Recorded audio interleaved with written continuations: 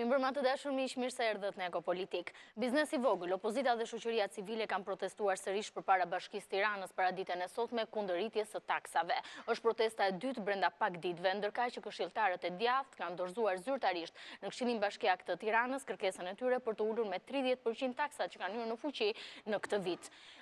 Cilat janë taksat që janë rritur? Çfarë do të paguajmë më shumë? Si do të përdoren paratë që do të grumbullohen nga kjo rritje taksash? Cili është modeli i qeverisjes që po ofron Bashkia e Tiranës? Sa konsultohet ajo me qytetarët për gjitha këto probleme të rëndësishme të parashikuara dhe në ligjin e informimit publik? Për këto çështje ne diskutojmë sot. Me mua në studio Florian Pullazi është këshilltar i majtë në Bashkinë e Tiranës. Zoti Pullazi, kënaqësi që të kam në studio. Faleminderit për ftesën. Mateo Spau, pjesë e diskutimit sot me ne, këshilltari i djathtë në Bashkinë e Tiranës. Zoti Spau, kënaqësi që të kam në studio. Faleminderit për ftesën. Olti Rumbullaku, pjesë e panelit sot me ne, ekspert për ekonominë. Olti, faleminderit që pranove ftesën. Faleminderit juve. Besian Pesha, pjesë e diskutimit sot me ne, është përfaqësuesi i shoqërisë civile. Zoti Pesha, kënaqësi që të kam në studio. Gjithashtu. Armando Qafmolla është përfaqësuesi i biznesit vogël, do të jetë pjesë e panelit për të ndarë shqetësimet e kësaj sipërmarrje sot me ne, është në studio paralele në televizionin Ora News. Zoti Qafmolla, kënaqësi që të kam në studio. Faleminderit që pranove ftesën. Mirëmbrëma Aurora. Të dashur miq, përpara se të nis bisedën me të ftuarit e mi, ndjekim një serë për sa i përket protestës së paraditës së sotme nga biznesi i vogël, qëndrimin e kësaj lloji sipërmarrje dhe më pas rikthehemi në studio për diskutuar a janë rritur taksat, sa janë rritur ato dhe çfarë do të paguajmë më shumë.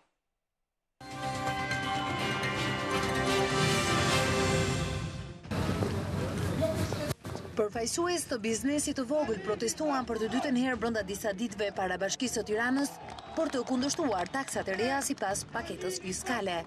Sot nga 200.000 dhe kanë bërë 12 milion. Ai na premtoi edhe tani na falimentoi.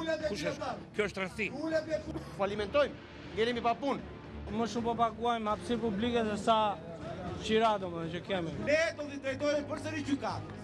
Do të shkojmë, ja çojmë të vendim që kanë marrë ata dhe do të argumentojmë sepse është i jashtëshëm.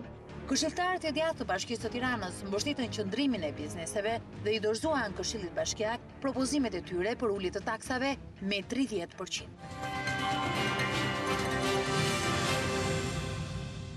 Rikthehemi në studio pas kronikës përgatitur nga kolegja Manjola Hasa.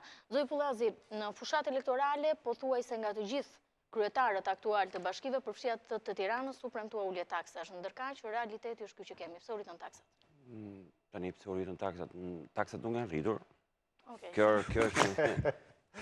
Kjo situatë që mundohet dhe të krijohet tani opozita dhe pjesë e shoqërisë civile do mundohen që të bëjnë edhe pjesën e vet, por unë kam përshtypjen që taksat, një pjesë e mirë e taksave në qytetin e Tiranës, po ti marrësh taksat e fjetjes, taksat të ndryshme kanë pësuar një ulje të madhe. Po ju dëgjoj njerëz. Jo, po dëgjoj njerëz, prandaj ka marrë sot Besian. Jo, prandaj ka marrë sot. Vendosim disa terma që të jemi serioz. Sot njerëzit që po të dëgjojnë, folët miting. jo vetëm të vendosim disa terma që të jemi serioz. Do të lë, njerëzit që po të vetëm një fjalë. Njerëzit që po të dëgjojnë, u ka ardhur Ora, unë mund të... që të bëhemi serioz pra dhe të kuptosh çfarë po thua. Unë e kuptoj shumë mirë çfarë po thua. Vetëm një gjë. Do mundohesh të të japësh identitet, unë po them identitime. Por flet disa njerëzve që u ka ardhur letra nga bashkia me taksat e rritura. Kaq. Vetëm kjo parasysh, ata që të dëgjojnë kanë letrën në shtëpi dhe në dyqan. Tek cila zonë po flet? Në gjitha zonat. Gjithë për zonën e bllokut po flet. Në Tiranë. Në Tiranë. Absolutisht. Në Bashkinë e Tiranës. Ka pas një diskutim edhe përse i përket pjesës taksave, është parashtruar dhe gjatë mbledhjes së Këshillit Bashkiak me datën 30 dhjetor. Aty janë dhënë të gjitha shpjegimet e mundshme nga ana e kryetarit të bashkisë për të qartësuar opinionin publik dhe qendrimet e Bashkisë Tiranës.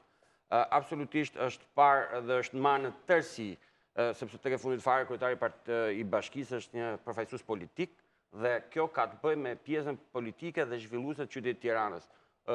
Me këtë buxhet që ka marrë Bashkia e Tiranës, që është një buxhet ambicioz, dhe duke parë dhe performancën e Bashkisë Tiranës përpara se zoti Veliaj të merrte mandatin e tij, është detyruar të bëjë një sër ndërhyrjesh, por që besoj unë ky do të jetë buxhet që do t'i japi qytetit Tiranës. Kjo është pjesa më e rëndësishme që do t'i japi qytetit Tiranës më shumë infrastrukturë, më shumë shkolla, më shumë hapësira publike. Mundësi financiare për të investuar më pas. Kjo është absolutisht një mundësi e mirë financiare dhe absolutisht që qytetarët e Tiranës, madje bizneset duhet bëhen palë që ne këtë qytet ta çojmë përpara dhe ta zhvillojmë. Pra garanci që paratë që do të mblidhen do të shpenzohen mirë. Absolutisht do të mirë menaxhohen. dhe do të kemi më shumë vepra publike me gjithë propagandën që mund të bëjë opozita dhe një pjesë e mirë e njerëzve. Absolutisht unë jam vetë vinë dhe nga biznesi dhe e mbështes pjesën e biznesit, por duhet të kuptojmë diçka që një situata 25 vite duhet kontribuojmë më shumë për qytetin e Tiranës dhe do të japim më shumë kontribut. Mund të ketë dhe pasojat vogla, ketë disa biznese, por jam shumë i sigurt që një pjesë e mirë bizneseve, ato që janë formale dhe punën në rregull, besoj që do ta përkrajnë këtë nisëm sepse do të ketë më shumë shërbime për to. Do të ketë më shumë shërbime, do të ketë më shumë shërbime. Jo, e kam fjalën edhe për ato që kam fshehur të ardhurat gjithë këto vite që nuk kanë deklaruar. Se tani me tatimorët tuaj do t'i zbulonin.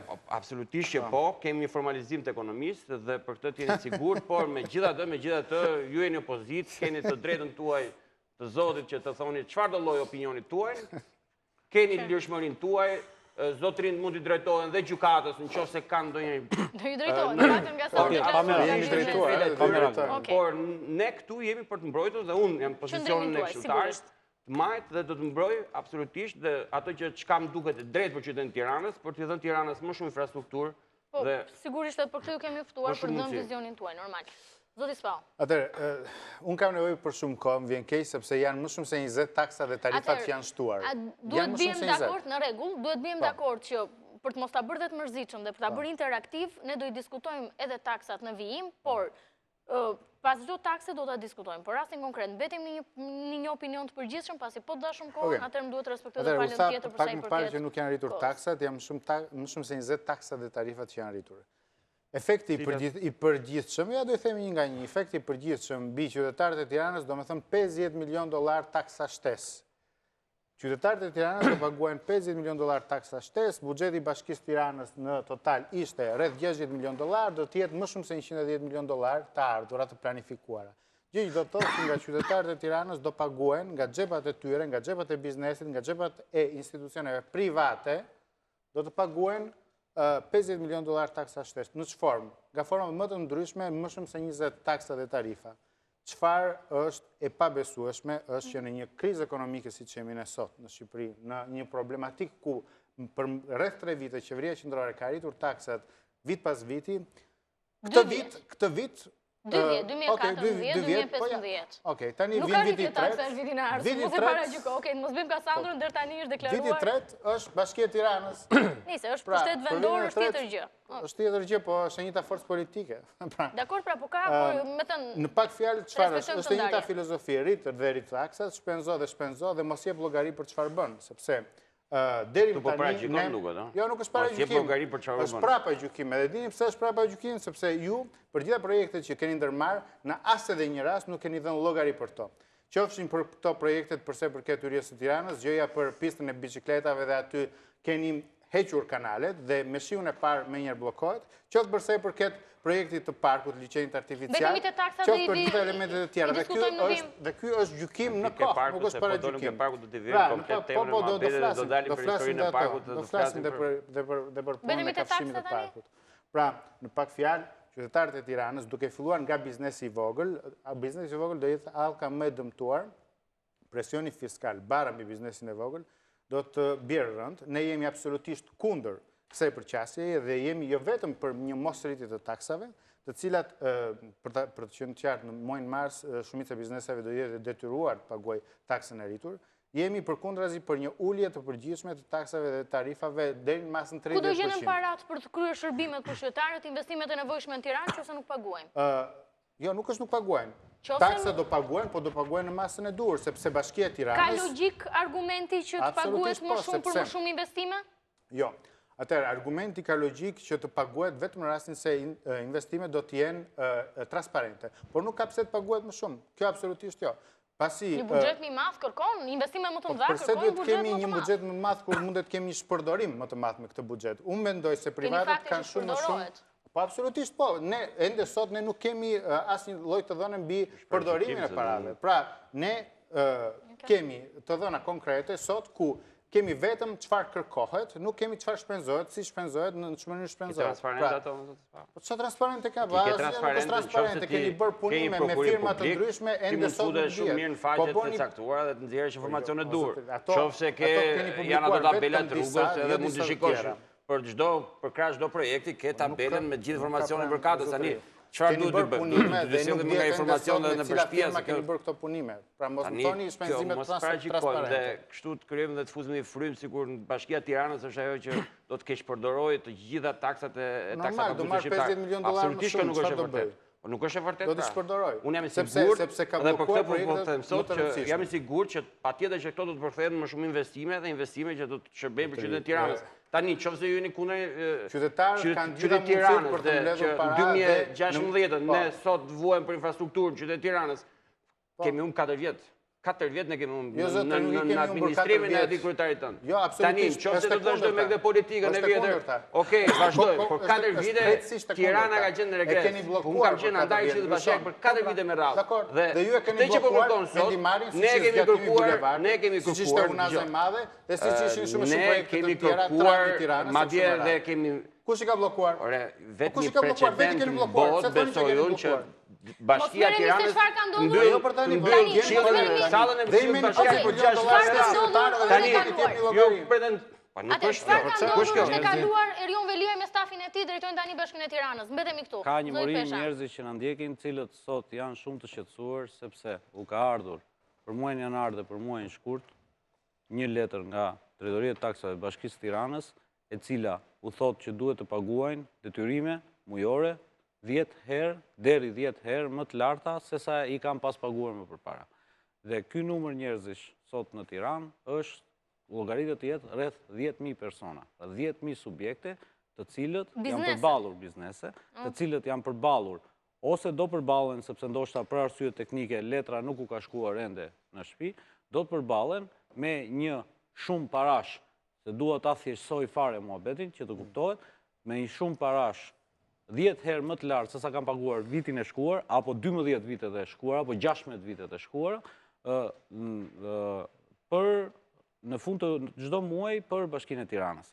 Pse ka ndodhur kjo? Kjo ka ndodhur sepse në datën 30 dhjetor, në të gdhirë të datës 31 dhjetor, kur shqiptarët po përgatisnin festimet për vitin e ri, Këshilli Bashkiak, në mungesë plot transparence, pa u konsultuar me biznesin, pa folur me grupet e interesit, ka miratuar në paketën fiskale, ndër të tjera, rritje taksash, ku ndër të tjera, ajo që unë dua të vë theksin, sepse nuk dua të çfokusoj debatin dhe të merrem edhe me taksat tjera që janë problematike. Di që është vetë një këshill konsultativ i biznesit, pranë kryetarit të Bashkisë Tiranës, ka pasur takime me biznesmenët e qytetit Tiranës, tani po flasësh, nuk është konsultuar me biznesin, nuk është konsultuar me biznesin, nuk është korrekt. Tani nëse përgjedhur vetë biznesin o zotri, të pa konsultuar me biznesin që preket, jo me miliarderët që atë trega darka kryetarit Bashkisë tani. Le këtë histori, se njerëzit kanë ardhur, nuk po bëj pilot. Nuk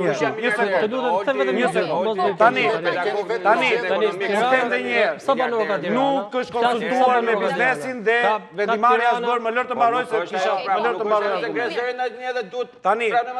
Tani është marrë një vendim i cili ndër të tjera parashikon rritjen e qiras, dhe po e them në gjuhë popullore, për hapësirat publike në Tiranë. Siç e dim, Bashkia e Tiranës është pronare e çdo truolli në Tiranë.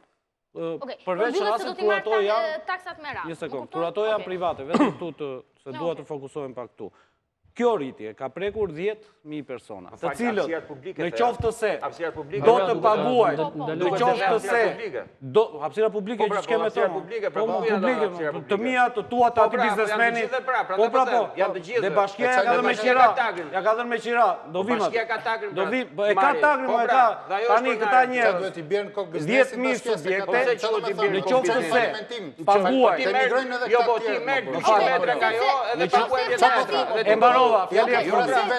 këto 10.000 biznes, këto 10.000 biznes, në qoftë se do të paguaj këto detyrime, ashtu si që ka përcaktuar vendimi i Këshillit Bashkiak, do të falimentojnë, që do të thotë, rreth 80.000 persona në qytetin e Tiranës do ngelen pa buk. Pik.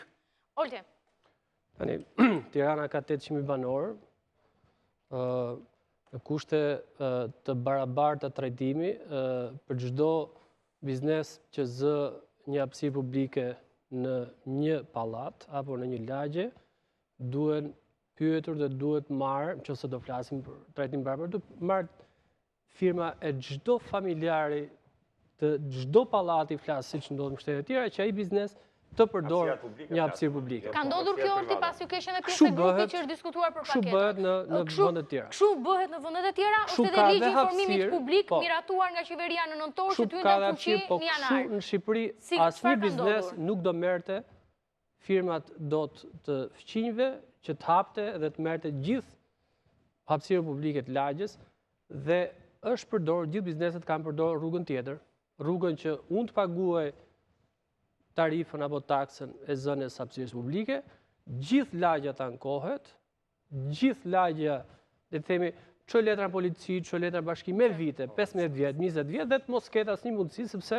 është zgjidhja e shkurtër pra të paguhet taksa. Dhe për zënien e tokës u rritën taksat, kjo ishte fakti. Tani, pra janë 800.000 banorë të Tiranë, nëse Besiani flet me numra, unë jam i sigurt që 800.000 banorë, patjetër që në çdo moment që i zihet në trotuar, çdo moment që i zihet një Nuk po flasim për trotuaret, Olti, mos që ta bëjmë debatin të saktë. Trotuar me një lishtë në lagjën, çdo lloj gjëje që zihet.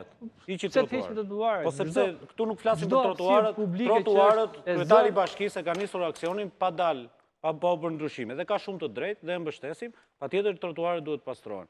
Kjo nuk është debat për trotuaret.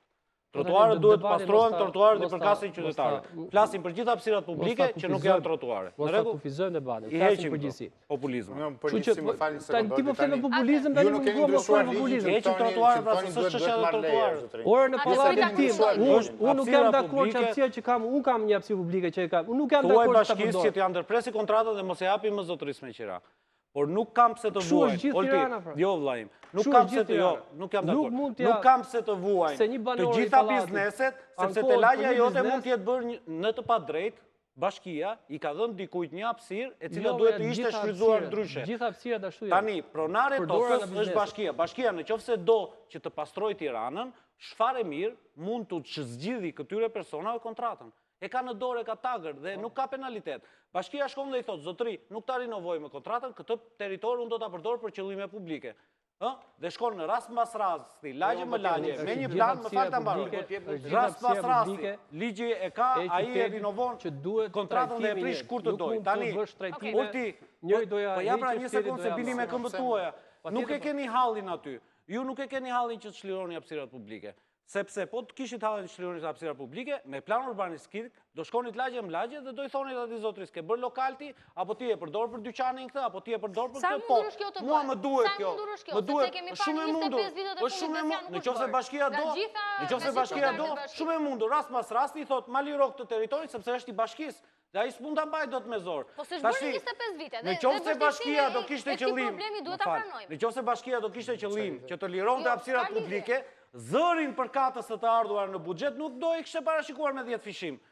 Pra ti po thua po vendosen taksat qëllimi nuk është të lirohen hapësirat publike. Qëllimi është të ngarkohen bizneset sa më shumë në mënyrë të tillë që o të falimentojnë ose falimenti biznesit nuk intereson. Mos na trojë.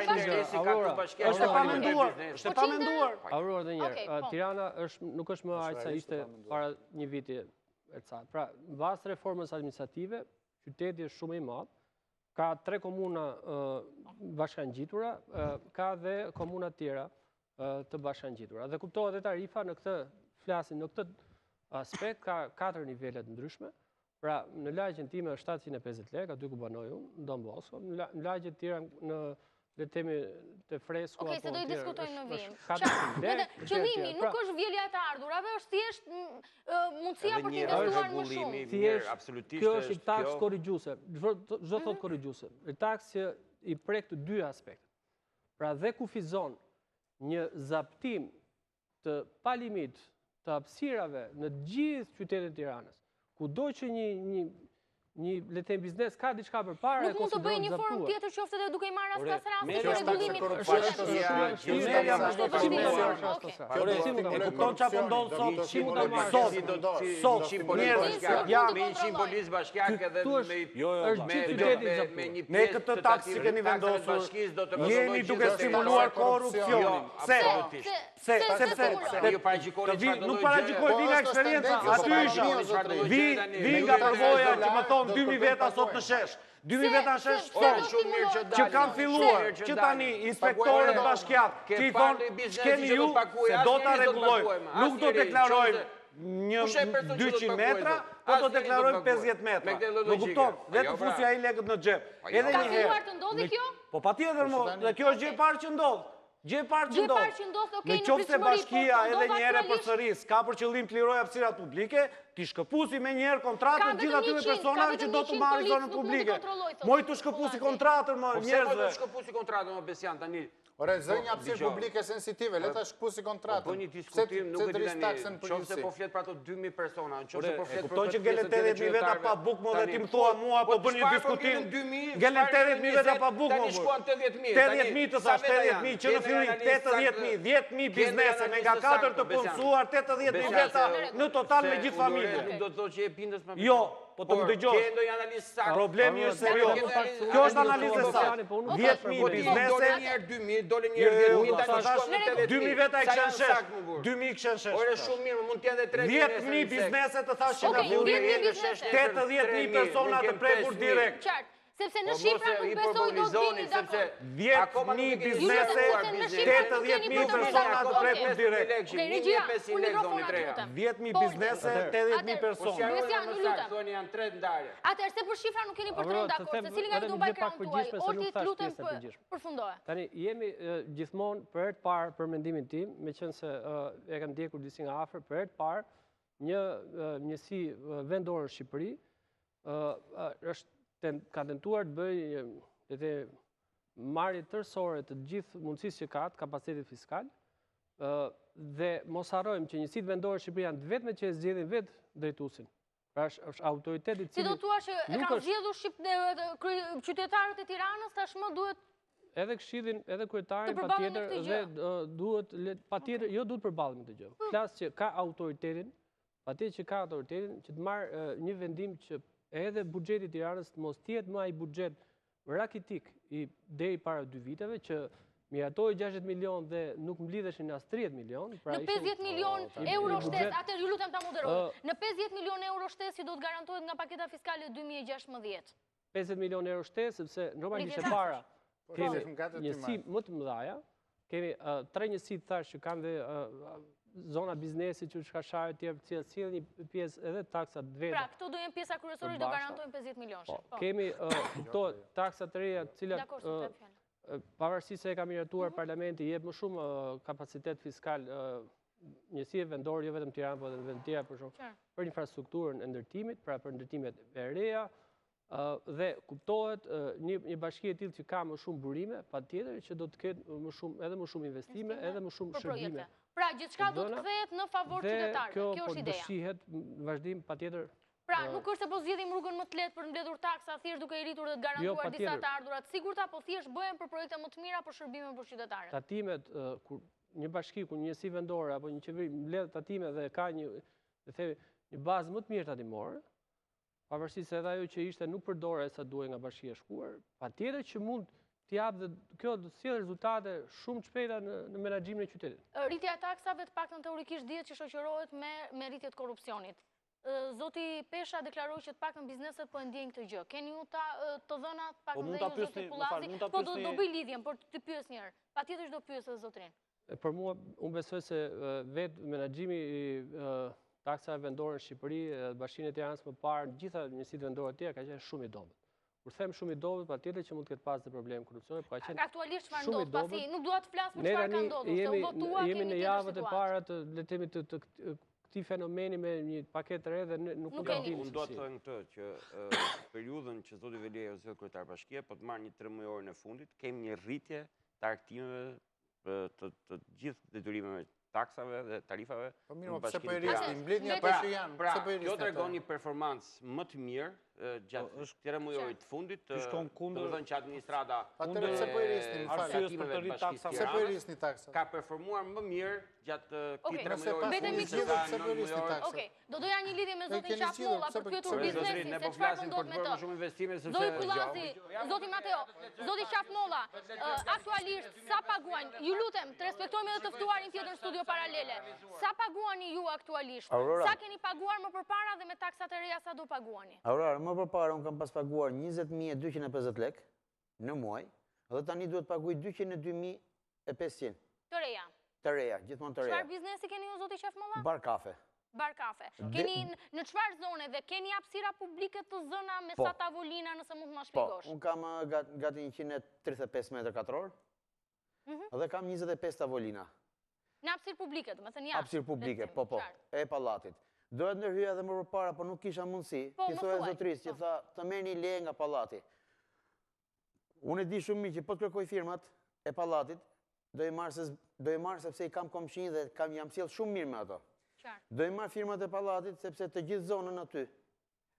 Hapësirat i kam rregulluar, i kam pastruar, i kam bjell me lule, me pemë, me palma. Edhe nuk kam prish, po kam rregulluar.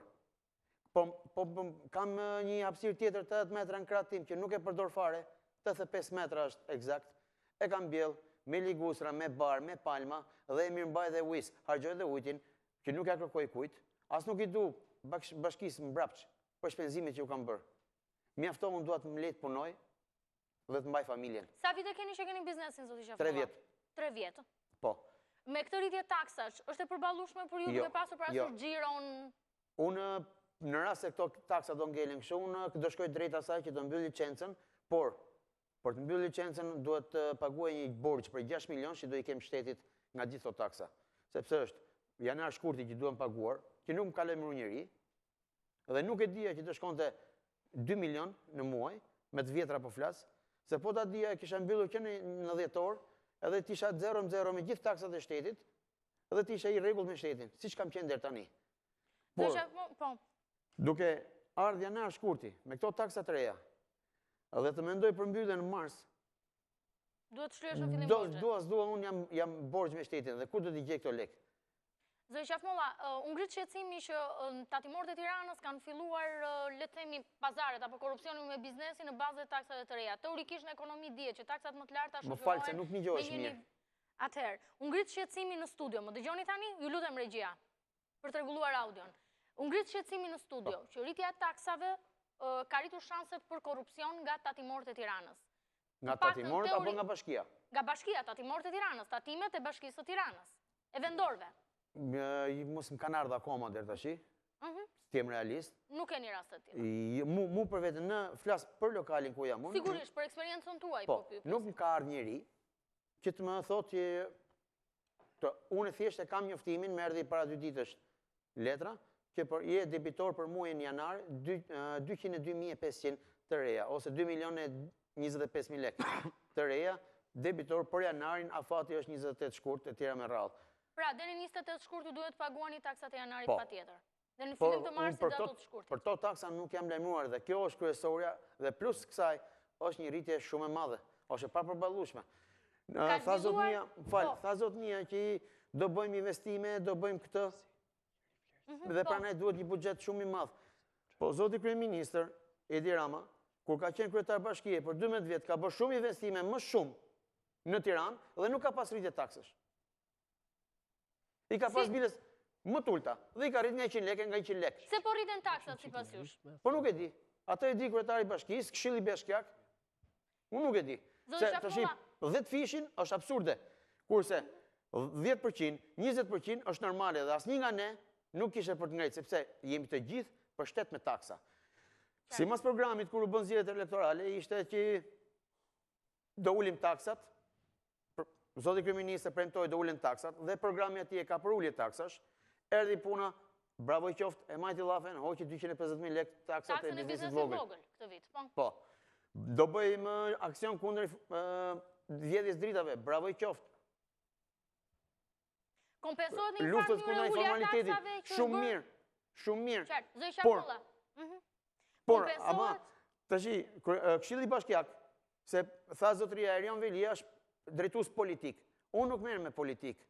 Ti isha marrë me politik, do isha marrë këtu 20 vjet, 25 vjet përpara. Tash unë kam gjithë kohës që punoj për vete dhe paguaj taksën në shtet. Rrezikoni falimentin, thatë. Ju deklaruat rrezikoni falimentin. Po. Është konsultuar kjo paket fiskale dhe kjo taksa me ju, apo edhe me bizneset të tjerë që ju njihni përpara se t'ju në fuqi pra në periudhën nëntor, dhjetor, kur ka qenë në periudha diskutimit të këtyre taksave? Jo. As me mu dhe as me ato që unë njoh që kanë të njëjtën profil, bar kafe. Falenderoj zot. Me asnjërin. Faleminderit. Atëherë, zoti Pullazi. Për sa i përket prezantimit. Jo, kjo është shqetësimi dhe normalisht unë nuk mund të them që por do të dëshiroja dhe të shkoja tek biznesi zotrisë, të ulem aty më atë dhe të mund t'ja ofroj dhe unë si antar i Këshillit Bashkiak absolutisht edhe bashkë me Besianin. Shkojmë të pim kafe dhe të marrim realisht të gjithë të detyrimet që ka zotëria për të paguar.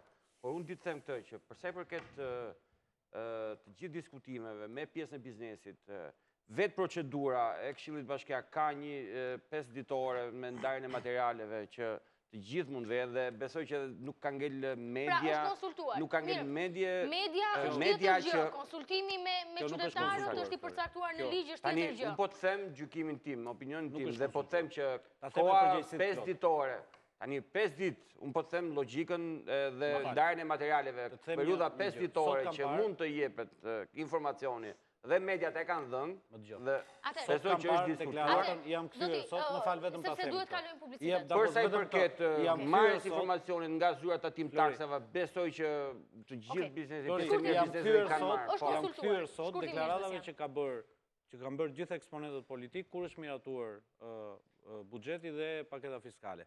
Tekstualisht edhe nga kryetari i bashkisë është folur vetëm për ulje taksash. Qartë, mbetemi këtu, lutem, hapësirë publicitare do të rikthejmë në pjesën e dytë e emisionit për diskutuar për çdo taksë, sa është rritur dhe sa do të paguajmë.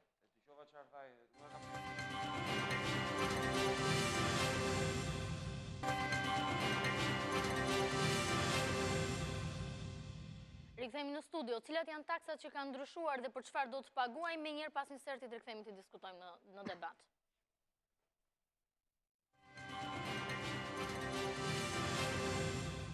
Bashkia e Tiranës ka ndryshuar disa nga taksat që paguajnë qytetarët dhe bizneset e kryeqytetit. Taksa e parë që ka pësuar ndryshime të forta është ajo për hapësirën publike.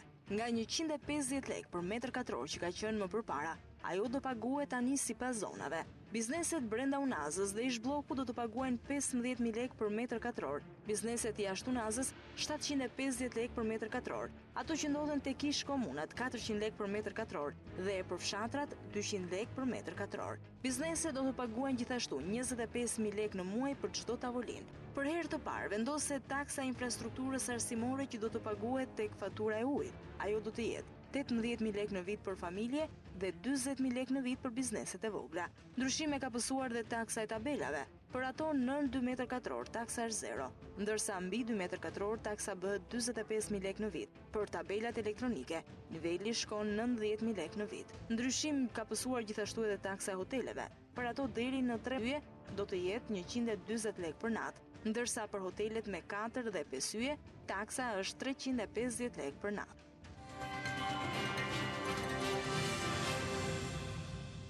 Rikthehemi në studio. Mateo, këto ishin taksat që ndryshojnë. Çfarë konkretisht ju duket ju që është që rëndon më shumë biznesin? Nga gjitha këto, pasi në fundit, duhet ta pranojë një pushtet vendor, i duhet dhe buxheti për të bërë investime, do ndjek edhe politikat e tij për të bërë disa investime, sepse parat nuk bien nga qielli, nga të ardhurat. Dhe gjithë e dim në Amerikë është postulat i famshëm, taksat dhe vdekja janë të sigurta. E vërtet? Çfarë duket kaq të tmerrshme dhe kush janë taksat që falimentojnë biznesin? Nuk është taksa e tmerrshme, është niveli i taksës që është i tmerrshëm. Pra, ne jemi absolutisht dakord për pagesën e taksave. Taksat mesatarisht për hapësirat publike kanë qenë dhe për hapësirat kanë qenë rreth 280 lek për metër katror, dhe tani janë bërë më shumë se 420 lek për metër katror. Pra, është rritur së paku me 60%. Preket të gjitha bizneset nga kjo? Absolutisht po, bazë. Sidomos përsa i përket Tiranës, përsa i përket komunave mund të ketë ndryshime, por në fundit të buxheti i Tiranës vlen pak në vlerë agregate. Gjithashtu, përsa i përket tabelave të bizneseve ose reklamave, ne kemi një 2 fishim për ato tabela që janë më shumë se 2 metër katror. Pjesa dërmuese e bizneseve si ka tabela? Paguajnë 0, deri në 2 metra dhe në 2 metra 450 aq sa ka qenë. Tani mos thuaj 2 fishim. Po, 2 fishim. Ishte 22.500.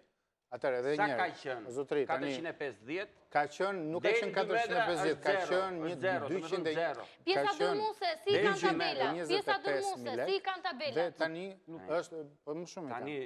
Prandej kanë mos i kanë vën kot. Dhe elementi tjetër është që nëse tabela është elektronike, pagojnë 900.000 lek. Dakor? Dakor. Mirë. Është si punë e madrave të luksit. Dakor, madrave të luksit. Elementi tjetër, taks shumë shqetësuese, është taksa përsa i përket ndërtimeve të reja. Sepse ka pas qenë rreth 10 euro për metër katror, për gjitha ndërtimet e reja, Pra, edhe për apartamentet, pallatet e reja, tani do tjetë së paku 100 euro shtes, pra 110 euro për metër katror. Kjo gjë natyrisht shkon teorikisht e paguajnë ndërtuesit. Praktikisht ndërtuesit do ta shkarkojnë këtë taks në mënyrë të drejtë për drejtë tek familjet që do blinë apartamente.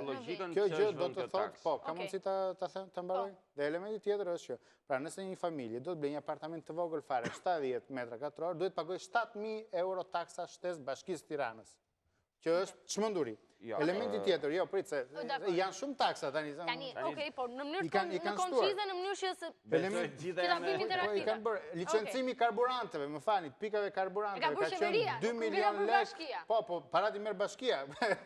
Tani është 5 milion lekë.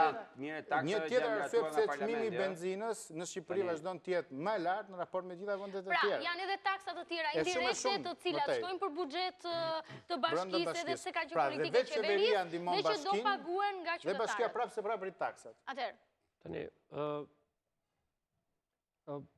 Mateo i mori disa me radhë, po kuptohet që edhe prioritetet e bashkisë unë besoj se janë reflektuar në një situatë të tillë. Atëherë, në qoftë se flasim pak për taksën e reklamave, dhe ajo është ndryshuar nga parlamenti, nga kuvendi, pavarësisht se efektet i jep në njësitë vendore. Kuptohet është hequr pjesa e taksës tabelës që quhet thjesht për efekt njoftues, po ajo duhet paguar nga gjithë bizneset për deri 2 metra dhe thjesht edhe bizneset që mund mos harron ta paguani, kuptohet, mund të kishin efekte negative në gjoba për kësaj. Pjesa dërmuese e bizneseve përfiton nga fakti që është 0% sepse kanë deri në 0 sepse këto është pjesa e informimit. Pra deri në 2 metra katror është pjesa shumica janë në këtë kategori. 4 metra e gjatë me gjysmë metri e gjerë. Kjo është standard. Pastaj, për kompanitë e reklamave, kuptohet, tabelat elektronike është rritur çmimi, është rritur për taksa, ndërsa për tabelat e tjera është rritur kufiri i reklamës. Pjesa tjetër mos vetëm te reklama, sepse reklama është edhe pak marketing, në qoftë se ti nuk ke mundësi ta paguash, po e paguan, nuk është thelbësore për një biznes. Problemi është taksën, cilën është taksa hapësirës, taksa tavolinës, cilët për një bar kafe, që është edhe një biznes shumë për hapën në Tiranë. Taksa e hapësirës është i vetmi diskutim që është ngretë për se për vetë pjesë taksave. Flasim pak ne kemi disa për lokale. Disa lloje biznese që janë bizneset që zhvillojnë lokale në ambiente të mbyllura. Për këto nuk ka asnjë ndryshim dhe Olti tani sapo të thash, nga 280 lekë për metër katror në 440 lekë për metër katror. Për hapësirat e brendshme, hapësira private, është rritje me 60% të taksës edhe për këtë. Cila taksë është kjo? Është taksë mbi çdo hapësirë, mbi çdo biznes. 440 lekë për metër katror. Ishte 280, është bërë 440, është rritur me 60%. Edhe sigur 0 tavolina të ketë jashtë. Vjetra po thua? Jo, të reja. 4.400 lekë të reja. Pra, 100 metër katror, ai ka 420.000 lekë nga 280. Pra, në mënyrë indirekte ka 16.000 lekë shtes. Dakor. Atëherë, pjesa dërmuese, që ta kuptojnë dhe teleshikuesit, pasi hyjnë ekonomistë dhe merren dhe shpesh shifrat bëhen edhe kaotike. E thash pak më parë. Për çfarë do paguajmë më shumë? Tregu në Shqipëri, tregu se mos në Tiranë, i gjithë këtyre njësive të shërbimit ka qenë shumë i shformuar për shkak të faktit se këto njësitë të cilat kishin përpara mjedise dhe hapësira që i shfrytëzonin me këtë taksë shumë të ulët, merrin një inflacion shumë më të çmimit ndaj atyre njësive që mund të ishin dhe më të mëdha në hapësira të brendshme, por që nuk kishin përpara rastësisht le të themi element tillë duke u shformuar tërësisht në çmime. Ka forma të tjera përveç taksave për ta rregulluar le të themi këtë shformim. Pasi kemi dhe raste të bizneseve të zotit Qafmolla që tha kam një bar, cilin kam vite që kam investuar jashtë, dhe që ndihet i penalizuar dhe pra falimenti. Qafmolla në tha ka 25 tavolina jashtë, ai mund të ketë edhe 10 tavolina zemë brenda, pra një aktivitet me 35 tavolina, pa diskutim që nuk është biznes i vogël, sepse normalisht po të marrësh 35 tavolina, po të marrësh një xhiro ditore për to, kuptohet, po të bësh llogaritë e tjera. Nga biznesi i madh po rrezikon falimentin, deklaroj. Jo, nuk rrezikon falimentin. Ky është taks korrigjuese. Po zoti Qafmolla. Brenda kanë vetëm 4 tavolina. Po mi pra, kjo është një taks korrigjuese. Çfarë do thotë kjo është taks korrigjuese? Zoti Qafmolla do ta kufizojë atë pjesën. Ta mbylli lokalin. Që në atë pjesë që mund të jetë më efikase pra jo të gjitha tavolinat. E zëmë të përgjusojë. Zotri, në rrasë unë nuk i përdor ato Atër, ju lutem, ta gjëjmë pak zotin Qafmolla. Taksa për tavolinë për xhiro. Besian, të lutem. Një gjo, dhëtor, janar, shkurt, mars, pi ambienti jashtë nuk përdoret, po i kam përdor është ftohtë, e kam përdor duke vënë batanie, duke vënë grofsa njerëzit, sepse brenda nuk aq është, një apartament është ai, i Enverogës. Dhe në rast se me këto taksa, unë do qëndrojnë këto taksa, unë jam i detyruar ta mbyll, se të paguaj qiran për 4 tavolina që është aty për një shtëpi, kur unë shtëpinë kam shtëpinë time, nuk kam pse të paguaj shtëpinë e tjetrit, edhe ta marr me qira lokali. Kështu që unë jam i detyruar ta mbyll, dhe sa për të kaluar që të quhesh biznes i madh sepse ke shumë tavolina, unë nuk mund të mbaj 5 tavolina që ti kem gjithkohës të mbushur. Ato pjesën më të madhe në bazë të xhiros, jo në bazë të tavolinave. Atëherë, në rregull, që tash edhe diçka tjetër. Për punën e pagesave të taksës, më ka ardhur ajo taksa e gjelbrimit nga 36. Atëherë, zoti Qafmolla, flasim pak më vonë për taksën e gjelbrimit, të mbetemi këtu dhe t'i ezaurojmë argumentet në radhë. Dakor. Ta hap sërish fjalën. Por ti përfundoi që ta bëjmë. Tani mund të jetë një biznes tjetër që nuk ka fare hapësirë përpara, ai mund të ketë marrë me qira 200 metra katror. E ka marrë brenda pallatit. Në politikën tuaj korrigjuese, keni marrë parasysh të lloj biznese që mund të falimentojnë? Mund të jetë më lirë brenda pallatit se jashtë pallatit, më valla. Po ka një sens ekonomik. Ore, unë po them, mund të marrë dikush tjetër 200 metra brenda pallatit. Mund të jetë dhe një tjetër që merr një apartament Kos Enverit dhe ky që ka apartament Kos Enverit se i ka qelluar një lulishte përpara, ky ka më shumë xhiro se ai që ka 4 herë më shumë qira. Po pra. Po më shumë mirë që ka më shumë xhiro. Ajo lulishte mund të ishte. Merja më shok lulishte, merja. Mirë, ma e keni llogaritur që merja si efekt të rritjes së taksës. Ore, kjo është logjika. Ai si çmimin e kafes dhe të shërbimeve. A mund të mos bëjmë zhurmë? Do më lësh pak të lutem, a mund të mos bëjmë zhurmë që ta sqaroj një atë? Që për ata që na dëgjojnë. Të dëgjova, a mund të më dëgjosh? Po e përdor paguaj. Mund të më dëgjosh edhe një herë që ta sqarojmë këtë pjesë. Ma koncept ekonomik se ky. Tani, argumenti që i kemi rritur këto, që t'i kthejmë në lulishte, nuk qëndron. Edhe njerë, që ta kuptojnë gjithë njerëzit. Bashkia është pronare e këtyre trojeve. Dhe në çdo moment që bashkia do, i shkëput kontratën, edhe zotris, dhe i thot, zotri, unë do ta shkëpus kontratën, dhe këtë, po jo më një sekundë se kemi ezauruar, dhe unë këtë do ta bëj lulishte. Dhe këtë mund ta bëj me një plan, lagje mbas lagje, njësi mbas njësi, derisa të ketë mbaruar planin e vet për të rregulluar këtë. Të vendosësh taks për të gjithë, dhe t'i çosh kushte falimentimit, 10.000 biznese, nuk është as e zgjuar, nuk është as në një politikë gjeniale, përkundrazi kjo është politikë shkatruese. Për më tepër që bashkia në buxhet, nëse do kishte për qëllim që të lironte hapësirat publike, në buxhet këtë zë do e kishte me ulje. Ky zë në buxhet është parashikuar 10 herë më shumë se ç'ishte më përpara. Që do të thotë, bashkia ka planifikuar, nuk ka planifikuar që do i lirojë këto. Mendon që këta njerëz do t'i japin edhe gjithçka ka në shtëpi do t'i japin bashkisë. Derisa ti bëhesh bllokues për këtë hapësirë publike, nuk është bllokues, po e ka marrë me qira ai. Po paguaj po pra. Ore, ai e ka marrë me qira nga bashkia. Bashkia është një institucion ku jemi të gjithë pronar. Nuk mundet bashkia që ta ketë qiran, tani t'jap një argument tjetër dhe nuk futem më të kjo pjesë. Në Milano, Duomo, është 15 euro për metër katror. Një qytet ku shkojnë miliona vizitor turista në vit. Në Venecia, 12 euro metri katror. Një qytet që ka miliona turista në muaj. Tashti, në Duomo është 15 euro metri në Duomo, 15 euro metri katror. Tashti, në Tiranë, dreqit e haj, 11 euro metri katror, po ju jeni çmendur o Flor. Po jo, mos e ke gabim. Dhe këtë thonë njerëzit, jeni çmendur. Nëse Milano mund të 15 euro në ditë. Jo, absolutisht. Mund të jetë 15 euro në ditë, nuk mund të jetë muaj. Në muaj. Muaj metri katror. Kjo është shumë publike. Rikthehemi në Tiranë. E thash në kamera pra, verifiko. Atë ti përgjigjesh pak situata është Flori, 15 euro në muaj. Po jo pra. Në muaj ja dash përgjigje. Unë ja dash përgjigje. E kam verifikuar. Mirë, ju ka vënë ndërmend që duke rritur deri në 2 milion lek taksat për një biznes si ai. Ai ti i detyruar zotëria këtu në fjalë edhe shumë njerëz të tjerë që për të paguar taksat dhe për të mos falimentuar të rrisit çmimin e kafes dhe gjitha shërbimeve të tjera. Dhe kjo në fundit shkon mbi konsumatorin përfundimtar mbi njerëzit që shkojnë dhe ulen ato tavolina. Tani edhe një herë, këtu po flasim vetëm për një, pavarësisht se Besiani thot 10.000 biznese, këtu po flasim për i grup shumë të kufizuar të bizneseve të cilat përdorin hapësirë. Keni bërë sepse zakonisht kur bëjmë paketa fiskale, e di mirë që në lokale dhe në bare në Tiranë mund të ketë 10.000, Besiani thot që gjitha këto kanë shfrytëzon hapësira dhe kjo nuk është e vërtetë, sepse jo gjitha kanë në Tiranë, janë më shumë. Kanë le të themi hapësira. Po nuk janë të gjitha që përdorin hapësira publike. Nuk kanë hapësira. Po nuk ka lokal që ka hapësirë jashtë me ligjin antiduan, është bërë pa mundur.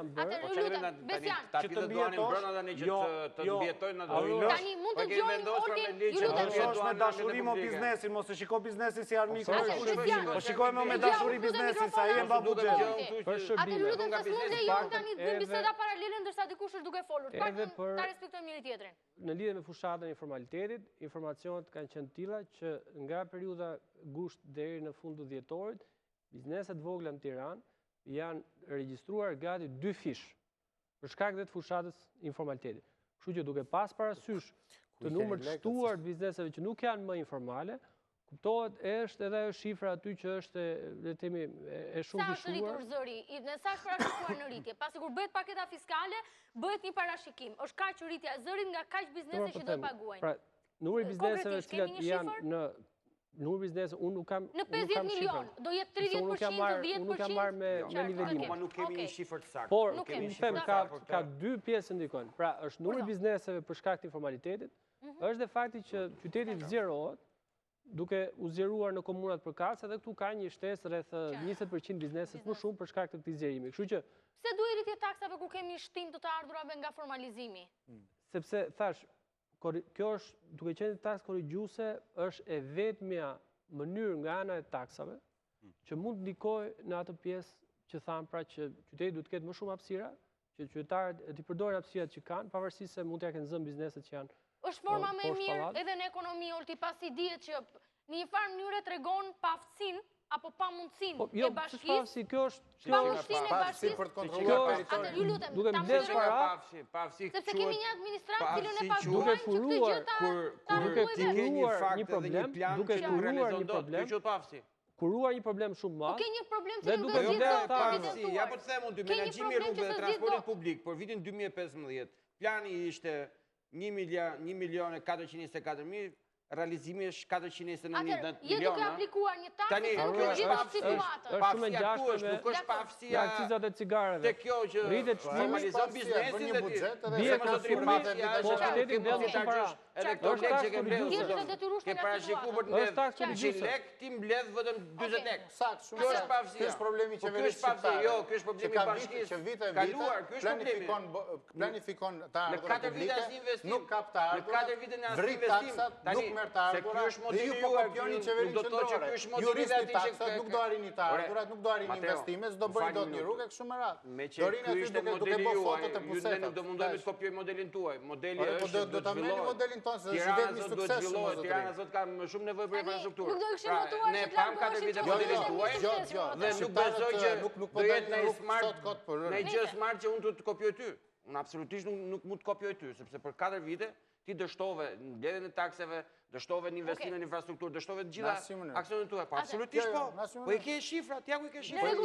Po tu i ke shifrat. Po i keni bllokuar. Ore 4 vite punosh në buxhet. M'fal. Besian. Tash, nëse mund të jap një argument shtesë në lidhje me përveç prishjes së kontratave se je zauruar. Tash do të kapem me aspektin legal. Me që Flori është antar i Këshillit. Diskutoj taksat e tjera shkurtim. Tash sa herë unë them një gjë ti thua do të flasim një gjë tjetër. Më lër ta them, pse është e rëndësishme. Jo, ta kam dhënë më shumë se gjithë tjerët fjalë. Vendimi që ka marrë Këshilli Bashkiak në lidhje me gjithmonë unë flas me shqetësimin për cilin ishim sot në protestë, me rreth 2000 tregtar, është i jashtëligjshëm. Për shkak sepse për të realizuar këtë vendim, Bashkia në bashkëpunim me qeverinë kanë amenduar ligjin për taksat, sepse kjo që sot quhet tarif në vendimin e Këshillit, në ligjin për taksat quhet taks dhe aty parashikoi që nuk kishte drejt Bashkia që të rriste një taks më shumë se 10% apo më pak se 30%. Dhe çfarë ka ndodhur është që këta kanë amenduar. Atëherë kanë amenduar, po një sekond. Kanë amenduar, po jo më një sekond. E kanë bërë tarifin sa duhet. Tani mund bëjmë vetë shkelin ligjin.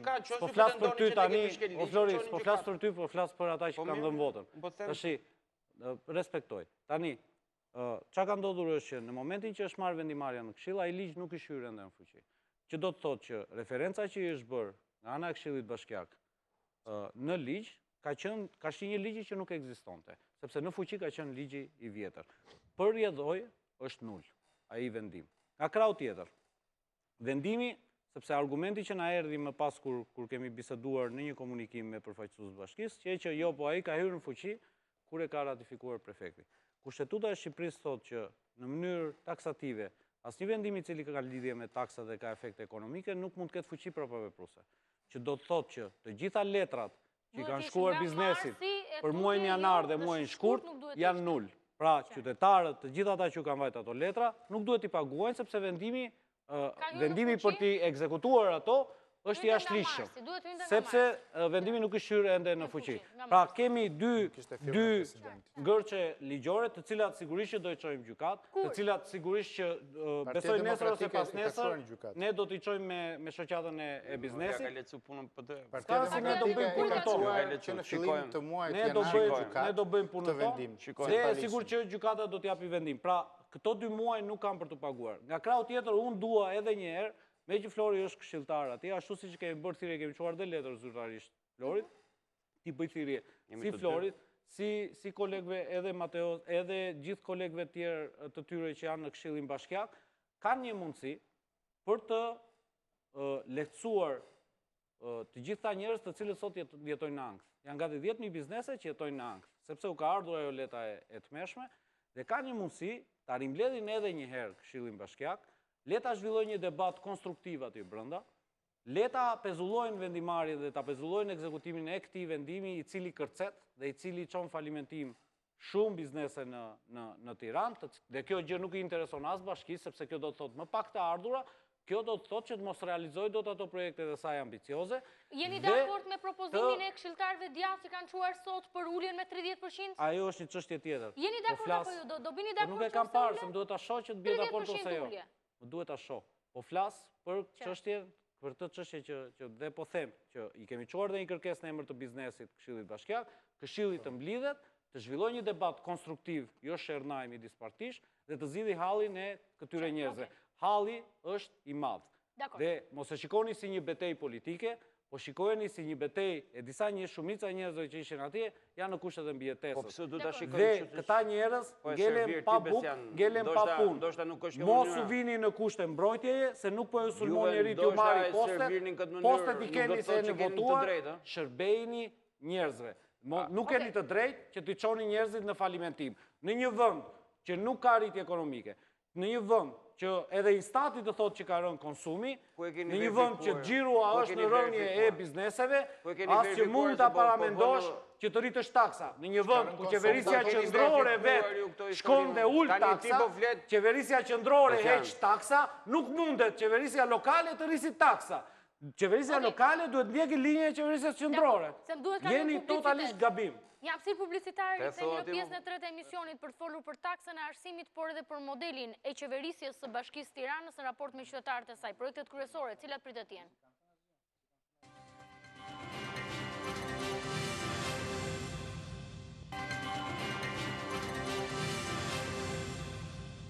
Rikthehemi në studio, po diskutojmë për taksat e reja të bashkisë dhe protestën e qytetarëve.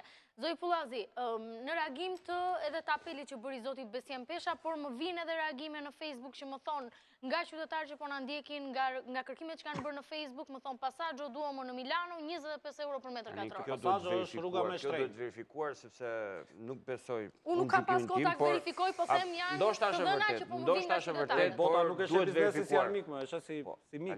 Dhe le të zhvillohet. Kjo është gabim më i madh që mundohesh të hedhësh kundër biznesin. Olti dhe Bashkinë e Tiranës ose të nxjerrësh Bashkinë e Tiranës ose edhe ne. I keni çuar letra për t'i falimentuar. Po jo më besoj, po nuk është kjo për arsye, po nuk është për arsye. Po falimentojmë me ato letra, po i paguan ato lekë. Po më vazhdohet në Po çfarë do t'i bësh më? Vazhdoj linjën tënde. Aurora, çfarë do t'i bësh më shumë? Mbarojmë ato që kishin. Aurora, në gjithë ta falimentosh, çfarë mund t'i bësh? O zotri, po mbledh të ta vrasësh. Po mbledh të mbaroj. Edhe pastaj sepse edhe argumentin ta gjej mos ta bëjmë kakofonit, lutem. Dhe një opinion tënd, dhe një gjykim tënd, dhe un po them që absolutisht edhe sot, nëse ju futre kryetari i Bashkisë Tiranës, doli dhe tha që unë jam për dialog, jam për gjithë mënyrat demokratike që mund të kenë grupet ndryshme Ka kaluar faza e dialogut, jemi në fazën që ka njërë në fuqi, ju ka ardhë letra bizneseve. Dëgjon që për them. Dhe absolutisht në qoftë se do të ketë nevojë, por që duhet të jemi të sigurt që do të ketë një debat më të madh, dhe debati ishte dhe u krye me datën 30 dhjetor, në qoftë se zotrinjt kanë ndonjë sugjerim, kanë ndonjë çka dhe mund të sjellin ato argumente dhe në Këshillin Bashkiak, por unë jam shumë i bindur që edhe Bashkia e Tiranës do të shojë me vëmendje. Të gjitha ankesat, po sot e ke dërguar. Sot e ke dërguar duket. Partia Demokratike ka dërguar sot pra. Partia Demokratike shiko tani. Gjykimi më është ky. Ju mund t'i sillni ato kërkesat tuaja pranë Këshillit Bashkiak, mund t'i sillni ato dhe besoj që do të gjykohen me shumë përgjithshmëri. Këshillin Bashkiak ose po tani mos fol për mbledhjen e Këshillit Bashkiak, sepse po filloi unë për historinë e Këshillit Bashkiak. I bie që ne do të kishim mbyll Këshillin Bashkiak që para mandatin e Lexit Bashës, ne kemi mbetur dhe 6 muaj pa mbledhur. Kupton? Ne do të ishim me kushtetuar, ne do të ishim shkrirë. Kupton, Mateo? Ne duhet të ishim shkrirë me kushtetuar. Ti ke rritur taksën 10 herë, tani s'do ta diskutosh. Po tani taksën tuaj ke ngritur 10 herë dhe propozimi yt si Partia Demokratike nuk mbledh Këshillin Bashkiak. Tani, më fal një minutë. Më thej përpara që ne kemi propozuar për të ulur 30% taksa. Nga niveli ekzistues. Përpara disa minutash thej që ju e keni ngritur me 60%. Tani ku jemi me shifrat? Jemi me 30% që jemi me 60%. Ka 60 me 30. Po ja pra, bëni koherent, mos e përdorni politikisht. Do të bësh edhe kjo nuk është shumë korrekte, sepse pashën që durur vetë, nuk sepse ullu të dialogojnë, të shikojmë hapësirat, në qoftë se ka diçka për treguar. Po mbledhni Këshillin Bashkiak ose zotrinj që të flasim, si do të dialogojmë në emision të dialogojmë këtu. Tu nuk është vetëm Këshilli Bashkiak. Po si do të cili është institucioni për të folur për këtë që unë jam për dialog dhe nuk jam për presione. Mblidheni u bjem Këshillin frisë në grupet e interesit dhe me Në gjitha vëndet rrotull, përdoret sistemi i licencimeve. Që do të thotë që në Itali, apo në Greqi, apo në Maqedoni, Bullgari, Kroaci, kudo, që të hapësh një lloj biznesi, duhet paguash licencën që është edhe 100.000 euro. Në Itali, një dyqan i vogël që shet cigare, patjetër që të marrësh licencën e tij, mund të paguash edhe 200.000 euro. Po flas për një dyqan edhe 10 metra katror. Pra janë shifrat e licencimit Itali, në Greqi, në Kroaci janë të jashtëzakonshme. Po kjo nuk është një metodë që mund të përdoret në Shqipëri. Kë keni marrë si referencë? E kanë marrë që gjithë mund bëjnë kudo, gjithçka dhe mund zënë çfarë do lloj territori që të dalin. Olti, të lutem që ta bëjmë konkrete. Kë keni marrë si referencë për këtë nivel? Patjetër që në një vend si Shqipëria, ti nuk mund të përdorësh licencimin. Nuk kam për studim. Kështu që do përdorësh zënien e hapësirës publike, të cilat e përdorin. Është marrë një vend referencë apo është një eksperiencë shqiptare? Nuk është marrë referencë, kam lexuar materiale, nuk është bërë studim për këtë çështje. Jam vendosur thjesht të 10 fishim. Nuk spekuloj se po tash materialet e Këshillit Bashkiak. Ato kush politizimi më pas materiale. Okej, të lutem, përfundoj se dua të flas për taksën e arsimit. Edhe materiale nuk keni asnjë referencë. Thjesht duhet do të 10 fishojmë. Edhe për lejet e ndërtimit dhe për lejet e fuqisë. Atëherë do respektojmë zotin Abdullaku se është duke folur, ju lutem. Besian, jo paralelisht, ju lutem. Do jap fjalën, do i flasim Besian. Mua më kujtohet referencë tjetër, jo për këtë. Më kujtohet për lejet e ndërtimit, për infrastrukturë. Po. Gjitha vendet e Ballkanit kanë deri në 150 euro për metër katror. Dhënë licencë edhe Bosnia, le ta verifikoj Besiani, edhe Beogradi, edhe Shkupi, edhe gjitha këto. Dhe këtu është një nivel tani dikur të 60 apo 70 euro për metër katror. Tani po flas për hapësirën publike. Që ti rrim asaj. Po am the referencë. Mua më kujtohet kjo tjetër. Hapësirën publike, unë i lexova me kujdes relacionin e materialet. Nuk ka asnjë referencë. Thuhet vetëm 10 fishim. Kaq. Dakor, okay. Pra, thjesht janë 10 fishuar. Edhe fakti që i shërën shkurt 10 fishim, do të thotë që nuk është bërë një studim.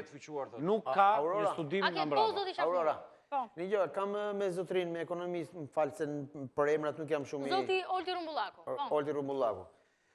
Tha që licenca në Itali bën 200.000 euro.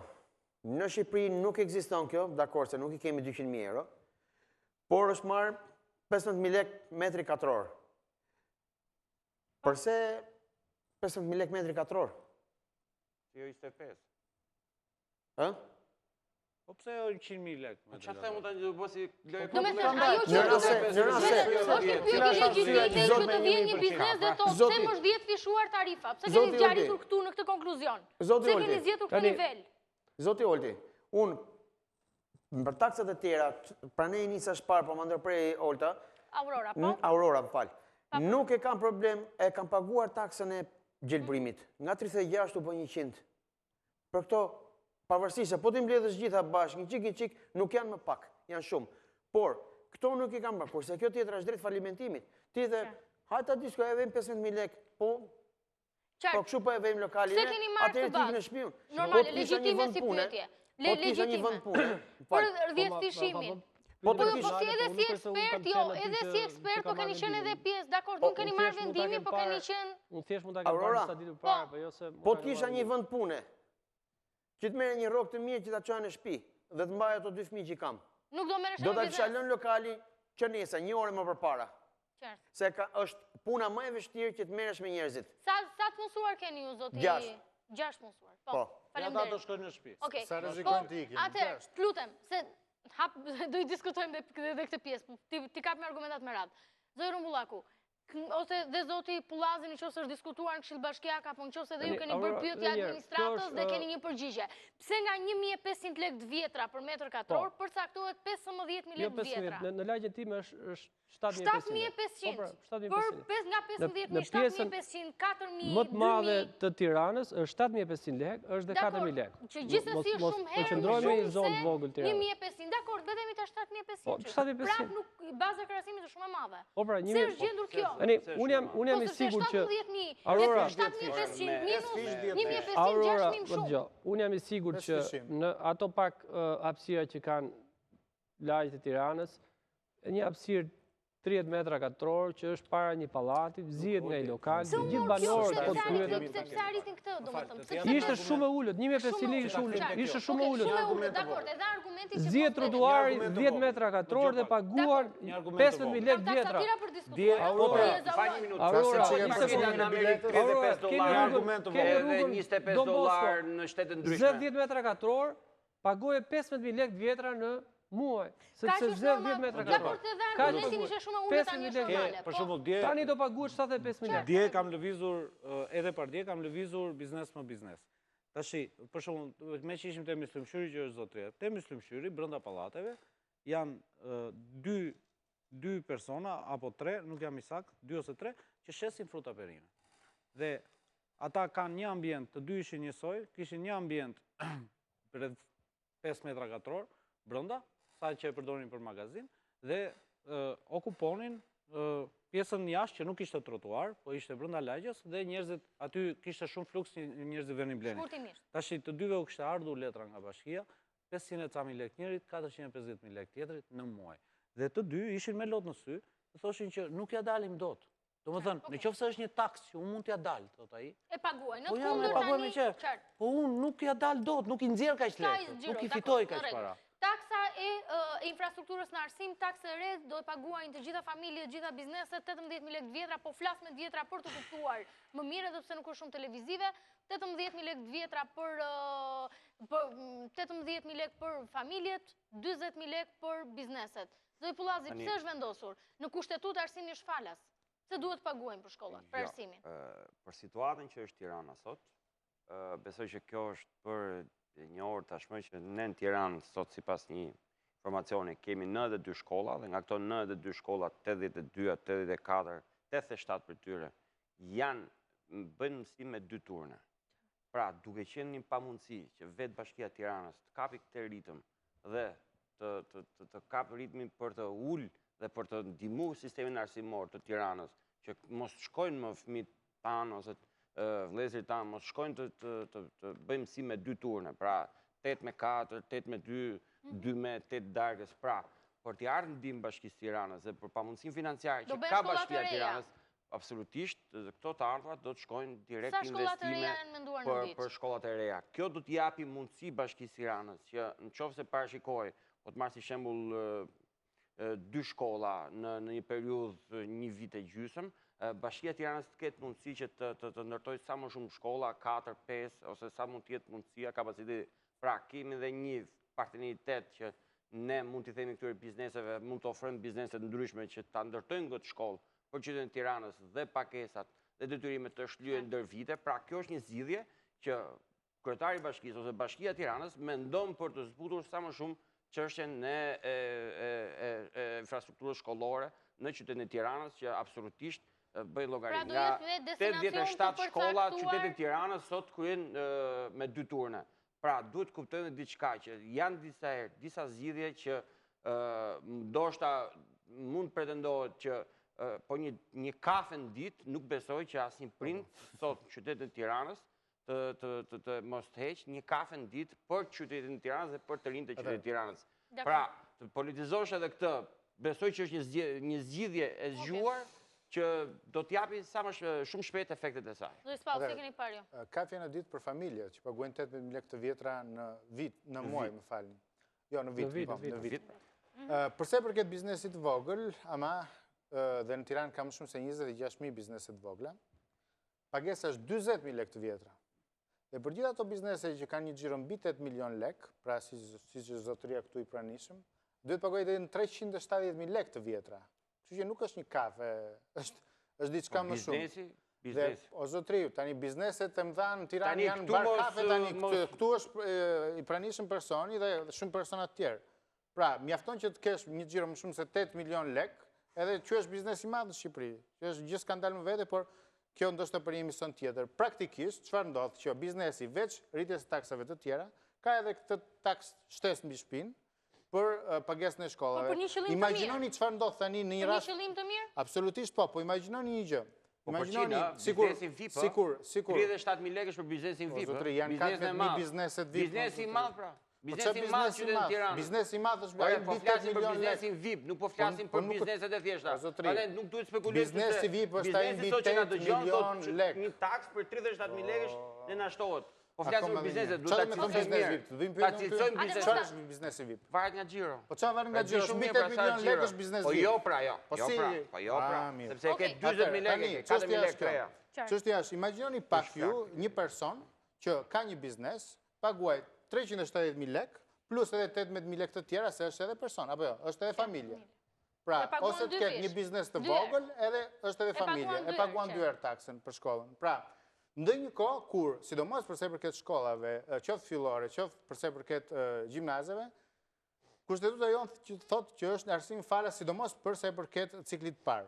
Pra, në pak fjalë, veç shteti shqiptar duhet jeta jo që të mirëmbaj, por duhet të ndërtoj, mundet të ndërtoj shkollat të reja. Dhe nga ana tjetër bashkia po duhet të mirëmbaj këto. Në këtë rast, prap kjo është një taks shtesë që peshon sidomos mbi biznesin, sepse familjet e thjeshtë pagojnë 18.000 lekë, por biznesi pagon deri 370.000 lekë. Zoj Pesha, ju si keni parë të si taks? Taksën e arsimit. Një taks e re që vendoset për këtë qëllim. Tashi, në parim, personalisht, jam kundër çdo lloji takse në këtë situatë. Kundër çdo lloji takse të re. Jam kundër për 2 arsye. Arsye e parë sepse situata ekonomike në Shqipëri nuk është e mirë.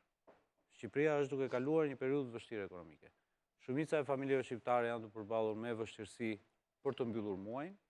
Bizneset nuk po lulëzojnë, po ato për shkak të kurjes së konsumit, të cilin e ndjejmë në gjitha raportet, janë duke u përpëlitur dhe sidomos bizneset e vogla janë ato që vuajnë më shumë, kështu që çdo rritje takse, pavarësisht qëllimit që ka, sepse qëllimet mund të jenë të mira dhe nuk duhet i vënë dyshim, po çdo rritje takse është një gur më shumë në atë thesën e madhe e gur që ata kanë. Arsyeja e dytë është sepse situata politike në Shqipëri nuk është e mirë. Dhe rritjet e taksave, normalisht në një vend rritjet e taksave duhet shoqërohen me politika të mira ose me shembuj të qeverisjes së mirë. Fatkeqësisht, ne nuk shohim që në Shqipëri kemi shembuj të qeverisjes së mirë, po flas këtu për këto 2 vite të qeverisjes, të cilat fatkeqësisht edhe këto, si qeverisjet e mëparshme të Shqipërisë, të gjithë këtyra viteve, janë duke mbushur me skandale të korupcion, e tjere. Të cilat krijojnë tek qytetarët dyshime se këto taksa a vjen realisht për shërbime, apo vjen që pastaj të humbasin në për koncesionet dhe në përgjëra. Do të Qafmolla, do doja t'ju pyesja edhe ju pasi, përveç se si konsumator apo si qytetar, do ta paguani këtë taksë edhe si biznes. Si e shihni ju?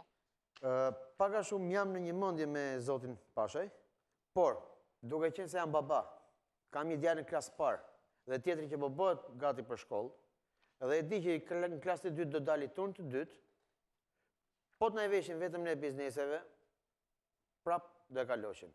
Do ishi dakord, në rregull. Por, duke qenë se shofim të rritin e madhe 15.000 lek metrin, 20 se unë mua aty e më dik, dhe për atë po flasë Qartë bëhet e pa përballueshme dhe pjesa tjetër. Dhe shumë lokale tjera, apo shoqënia ime që kanë lokale, kjo i djek 15.000 lek metri, apo 7.500 lek, apo edhe 25.000 lek tavolina, kjo i djek. Dhe duke u acaruar me këtë taks, i kthejnë dhe kësaj tjetrës. Pavarësisht se kjo është për një qëllim të mirë. Qartë, të falenderoj. Zë Florian, dihet që taksat e larta kanë edhe rrezikun që shoqërohet me evazion. Në kushtet kur ju e thatë pak më lartë Bashkia e Tiranës ka vetëm 100 në punës të datimeve, pak a shumë. Do me thënë ka një numër të vogël krahasuar me numrin e bizneseve që operojnë në të gjithë territorin. Ekziston ky rrezik, është marrë parasysh të paktën, do doja edhe nga Olti një opinion për këtë gjë. Themi që nuk ekziston, do të isha jo realist. Por kam përshtypjen që me të gjithë to lëvizje që bëhen, që jam dhe shpresoj shumë që kjo frymë që përcillet edhe nga qeveria qendrore, përcillet edhe tek strukturat e tatim taksave të Bashkisë Tiranës. Lufta anti-informalitet, absolutisht më inkurajon fakti vetëm i 3 mujorit të fundit, dhe unë e përmenda pak më lart që 3 mujorit të fundit është shumë shpresëdhënës për që në Bashkinë e Tiranës ka një frymë tjetër, ka një mirë menaxhim tjetër të gjithë strukturës të tatim taksave të Bashkisë Tiranës, dhe absolutisht kjo më mjept dhe besoj që edhe ky vit do të jetë një vit i mirë përsa i përket performancës strukturët tatimore që do të ndihmojnë absolutisht në mbledhjen e këtyre taksave për Bashkinë e Tiranës. Olti, është ky rrezik? Prap, e thashë më parë, unë për e parë shoh që njësi vendore tenton vetë të eksplorojë gjitha burimet e mundshme që ka, pra mos a shoh paketën e vetë fiskale si një diçka që ja ka dhënë gati qeveria dhe mbledhi çfarë mbledhi nga ajo edhe pa një menaxhim të mirë, siç ka ndodhur.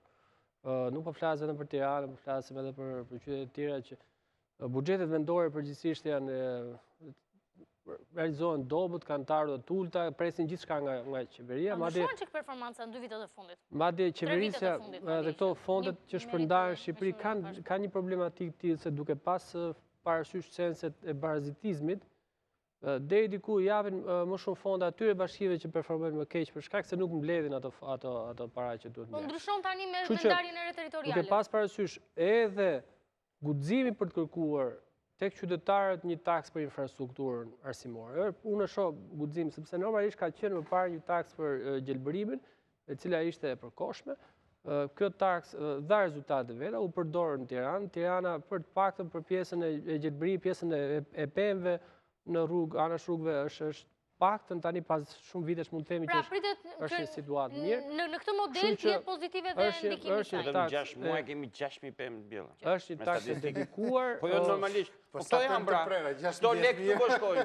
Ku janë këto pemë? Asnjë pemë të prerë. Atë në rregull, lutem ta përfundojmë. Se hapa debatin. Asnjë pemë nuk e prerë. Pas Ministrisë Financave 6.000. Do prisni të parkurimin e zotëri për bërë parkimin në toksor. Për parkimin Bashkia miting ka qenë dhe vlerësues. Atëherë Florian, të lutem. Ta përfundoj Olti, ta respektojmë. Ai ka dhënë kolegun, okej. Të lutem.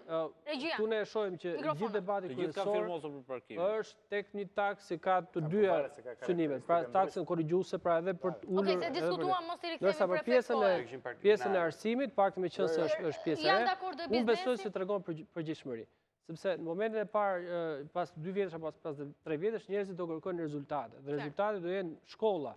Do jenë shkolla investime, nuk do jenë thjesht... Nëse do t'i ndërtojnë Olti, tani kam mundësi një gjë. Projektet e reja, Mateo. Po.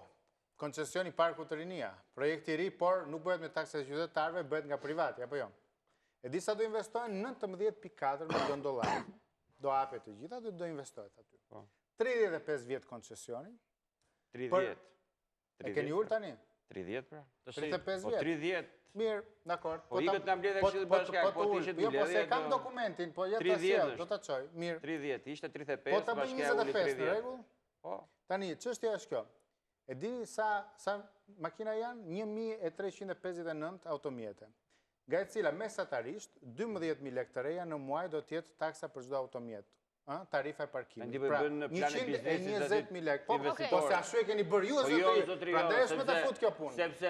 Sepse ju keni planifikuar të mblidhni më shumë se $500 milion, ku $20 milion është investimi, $500 milion. Ajo është miratuar në projekte me planet keni vendosur ju, karakteristikat keni vendosur ju.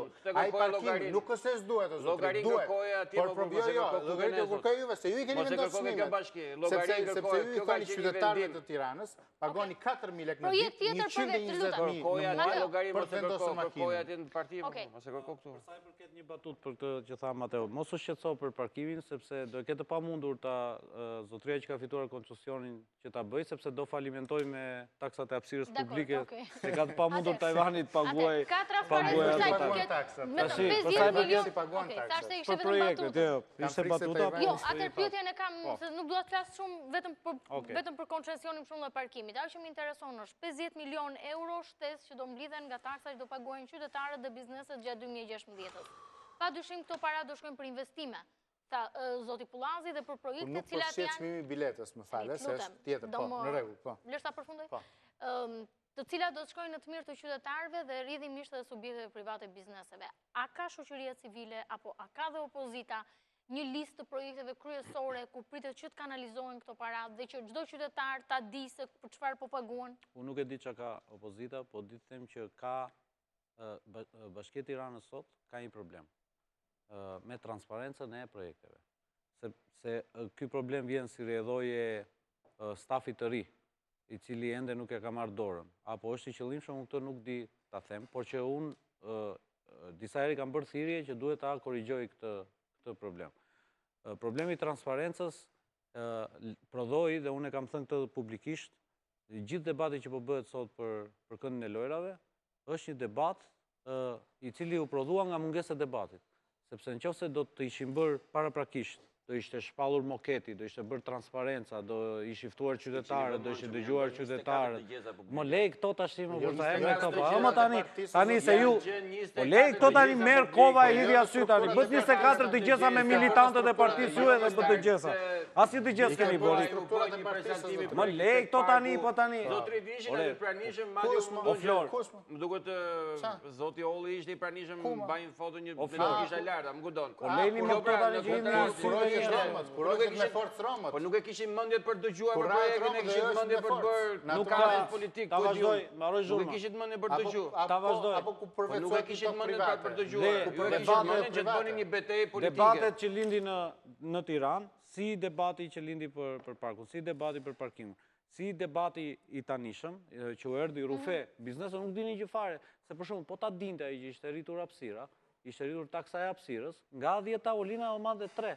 Nuk i mbante të 10, po ta dinte që atëherë dhe do luftonte, dhe protestat nuk do ndodhin tani, do ndodhin që në janar kur u mor vendimi, sepse nuk dijej dhe nuk mund thuash e dinin, po nuk e vran mendjen. Nga që nuk e dinin, ndodhi kjo, edhe për këndin. Nga që nuk dinin gjë qytetarët, unë nuk e di çfarë dëgjesa kanë bërë, po qytetarët, o mund të kenë bërë dhe 40, po si kanë bërë me qytetarët, i bëjnë me partinë, me qytetarët nuk keni bërë gjë, dhe për shkak se nuk ka patur transparencë, për shkak se nuk janë shtruar të gjitha këto, vinë dhe prodhojnë këto debate. Jo më jo, hapin një veshën se s'kam, ore nuk kam keq dashës unë. Hapin një veshën të korrigjoni. Dëgjesat kanë qenë publike, të transmetuar me media të gjitha, që do të bëjë? Që do të bëjë? Asi dëgjes, të rinë nga vjesit të rindarë se nuk transmetoni foto, se ka shumë foto me Velien. Do të jap një shembull të kryeministrit. Po fal, të jap një shembull të kryeministrit Rama. Të gjithë televizionet kanë qenë online. Të jap një shembull të Edi Ramës. Edi Ramën e ke qef si model? Të pëlqen Edi Rama si model? A të pëlqen Edi Rama si model? Të pëlqen si model, pra ta jap si shembull. Edi Rama, kur bëri atëherë planin e ri, e la aty në mes të sheshit e disa vende publike të Tiranës, e ka lënë 45 dita, 2 muaj e la, që qytetarët venin dhe vinin, e shikonin, u krijua një debat para se ta miratonte. Para se të miratoj. Jo kur e miraton ti dhe pastaj shkoj i thua qytetarët, shikoj me miratova këtë unë, jo më shok, jo. Para se ta miratosh, pse? Sepse ke mundësin, më falë më gjopa, ke mundësin që çështjet të cilat nuk i ke vënë re, çështje të cilat nuk ti ka kapur syri, nuk ata specialistat nuk i ka përfshirë, mund t'i përfshim brenda. Çfarë edhe tani po të diskutojmë në për pjesën e liçenit, patjetër që do dalë një debat, do dalë një histori tjetër. Unë do flas për lorat, Mateo jam i sigurt që do thotë ka një kafene Grand Cafe. Ne Partinë Demokratike do ketë gjithmonë debat. Ç'është nuk kish debat me mua. Pse u përdorën gura, pse nuk u përdor? Ore me po do kesh debati me qytetarin, mos kesh debat. Minuta do më thuash pse u përdor betoni dhe nuk u përdor kjo? Jo, do të ne po ti do kesh debat. Kesh debat me qytetarin. Edhe pastaj përfundojnë ato. Ju sot keni probleme me qytetarin. Ne po dëm të punë. Ne po dëm të punë. Nga pjesa e... Keni probleme me qytetarë. Dakor, se duhet kalojnë aftësi publicitare. E lëmë këtu debatin me njërë pas një aftësi publicitare në pjesën e fundit e emisionit për të folur pikërisht për modelin e Bashkisë Tiranës sot në raport me qytetarin, modelin e qeverisjes.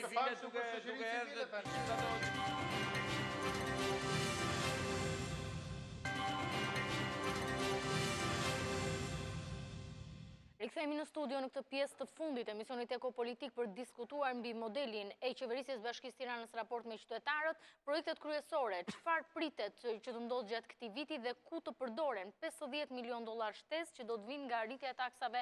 Tashmë një vendim i Këshillit Bashkiak ka hyrë në fuqi që në shkurt, por që do jetë me efekt prapaveprues pra që nga 1 janari për qytetarët dhe bizneset. Po, keni një ide të qartë për projektet? Po, për projektet nuk kemi një ide të qartë sepse vendosen shumë shifra, por konkretisht në buxhetin e përgjithshëm, që ishte një buxhet 3 vjeçar, thjesht vendoseshin elemente të përgjithshme, natyrisht kishte edhe disa lista me veprimtari, por prapë se prapë për mendimin tim aty nuk kemi një kostifikim, pra sa kushton çdo projekt, ne nuk e dim. Kjo është mungesë e transparencës për mendimin tonë. Elementi tjetër që unë jam vërtet domethënë se janë shumë qytetarë që na e kërkojnë është për çështjen e çmimit të biletës autobusit. Bileta autobusit në Tiranë e përdorin autobusin rreth 120.000 persona, janë persona me të ardhurat mesme dhe të ulta, për ta 100 lekë shtesë mund të duket për ne pak, por 100 lekë vajtje, 100 lekë ardhje dhe 4.000 lekë shtesë përse për këtë abonesë, është 2% më pak të fuqisë tyre blerëse. Duhet bërë për shkak të një shërbimi më të mirë transportit urban, pasi dihet kjo që ka pasur mundet ishte e problem. tolerueshme për një shërbim më të mirë të transportit urban, por gjitha kushtet që Bashkia e Tiranës ka vendosur kanë qenë të gjitha pjesë të kontratave të edhe të mëparshme. Pra, në pak fjalë, nuk kemi asnjë përmirësim të cilësisë të transportit urban. Nuk kemi as orare, nuk kemi as stacione të reja, nuk kemi autobuza shtesë, pra nuk kemi elemente për... Po nuk kemi as një gjë shtesë në raport me çfarë kishte më pas. Transportit urban i ketë mbushur plot me gjoba dhe ka një përmirësim dhe kjo është kërkesa llogarisë që kishte, por kjo është politika juaj se vim gjoba. Jo, do të thoya këtë që nuk është çështja e gjobat, por ky është një problem i trashëguar dhe 4 vjet i lënë më një anë dhe i paprekur fare nga administrata e Bashkisë kaluar. Pra, i gjithë rreziku ishte që në datën 1 janar, Tirana do të kthihej o pa autobusa o me shërbim urban. Kjo ishte e sigurt, sepse një diskutim që nuk ishte prekur, absolutisht, unë kam qenë mandatin e kaluar dhe besoj që kërkesa ka qenë e vazhdueshme nga ana e shoqatës. Ka ndryshuar që sot kemi një shërbim më cilësor, absolutisht që kërkesat e llogarisë do të vinë duke u rritur nga Bashkia e Tiranës, do të shkojmë në drejt sistemit me një biletë elektronike, do të shkojmë drejt sistemit me një flot autobuzash që do t'i kërkohet në mënyrë taksative të gjithë kompanive. Kjo është një ndër projektet kryesore për këtë vit. Tjetër, projekt tjetër? Projekt tjetër kemi mbylljen e gjitha projekteve në infrastrukturë. Kemi projektin e bulevardit Madh Tiranës që kërkon kostot e financimit e veta. Kemi, po gjitha të lëna për gjysë, pambaruar për efekt, jo, nuk e kemi blokuar ne, por ishte mungesa e gjitha atyre që folën pak më lartë, që ti nuk arritet dot në mblidhje legët, ato që do të mblidhje, jo më të merë iniciativat në vaja për të bërë investime. Kjo ishte mungesa, kjo është problemi vizion. Është e vërtet që dhe shoqatat e transportit urban janë aktivizuar në Ministrinë e Financave, që ajo që 2 vjet parë, që ajo të ulte, të jepte subvencion ose të ishte taksat përse përket karburantit. Dhe të jepte një karburant fare me këtë problem. O zotri, nuk mund të të mereshim ne, se duhet meresh Ministria e Financave. Ju fshet problemi. Tani çfarë ndryshon? Ju fshet problemi pra. Dhe alternativa, propozimi, a do një opozit konstruktive apo jo? Alternativa është kjo, që Shteti shqiptar dhe vetë Bashkia e Tiranës ka të gjitha mundësit, aq më shumë që keni rritur me $50 milion taksat për të subvencionuar çmimin e karburantit. Në 1 litër karburant keni 1.000 lek taksa. Hiqeni 1.000 lek taksa për çdo litër karburanti. Zgjidhja është që Tiranës do t'i ofrohet një flotë më e mirë e shërbimit urban dhe kjo do të duket gjatë vitit 2016. Por këtë është i sigurt. Raporti i Bashkisë Tiranës me qytetarët në drejtim modelit qeverisjes, shihni. Ka vetëm 6 muaj Erion Veliaj në karikën e tij dhe sigurisht që për 6 muaj e kemi pamundur shojmë. Jemi në do të. Kemi dalë në protestë. Me do të, një sekondë. Po taksat i kanë rritur tani. Më rini më të mbaroj një argument. Por deri tani kemi. Ore, më lini të mbaroj një argument. Jemi në do të. Me do të, ne sot do kishim marrë këtu te ora, kishim marrë me tramvaj. Me do të. Por vazhdojmë që të vijmë me makinë. Tashi, kjo është për Mateo. Nuk ka rëndësi pa, nuk ka rëndësi. Po është për 2 palë.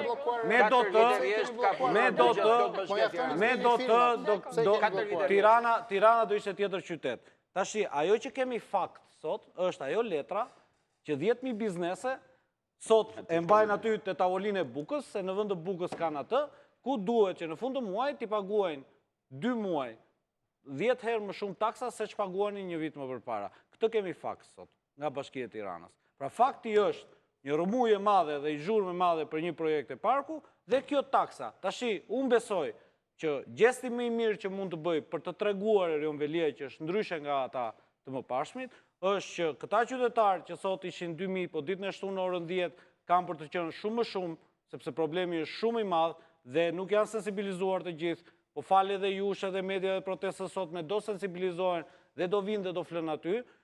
Mirë është që këta qytetarë të hapi derën, t'i fusi brenda në bashki, t'i dëgjoj me kujdes dhe gabimin që është bërë të korrigjohet. Në mënyrë të tillë që taksat të mos shërbejnë për të falimentuar biznesin, por taksat të shërbejnë për të shkuar në buxhet dhe për të përmirësuar jetën e qytetarëve. Kjo që po thuan ti është shumë komode, ta thuash këtë mënyrë është. Po ju se bëni dot pa falimentuar biznes. Shumë komode. Kjo është një lloj papërgjithshmërie në gjykimin tim. Është shumë komode ta thuash kështu që atë dëgjoj zërin e qytetarit dhe të vendosim në zërin e qytetarit. Kam përshtypjen që ato 10.000 biznese, edhe po t'i lesh pa taksa do jenë shumë më të kënaqë dhe atëherë do dëgjohet më fort zëri qytetarit.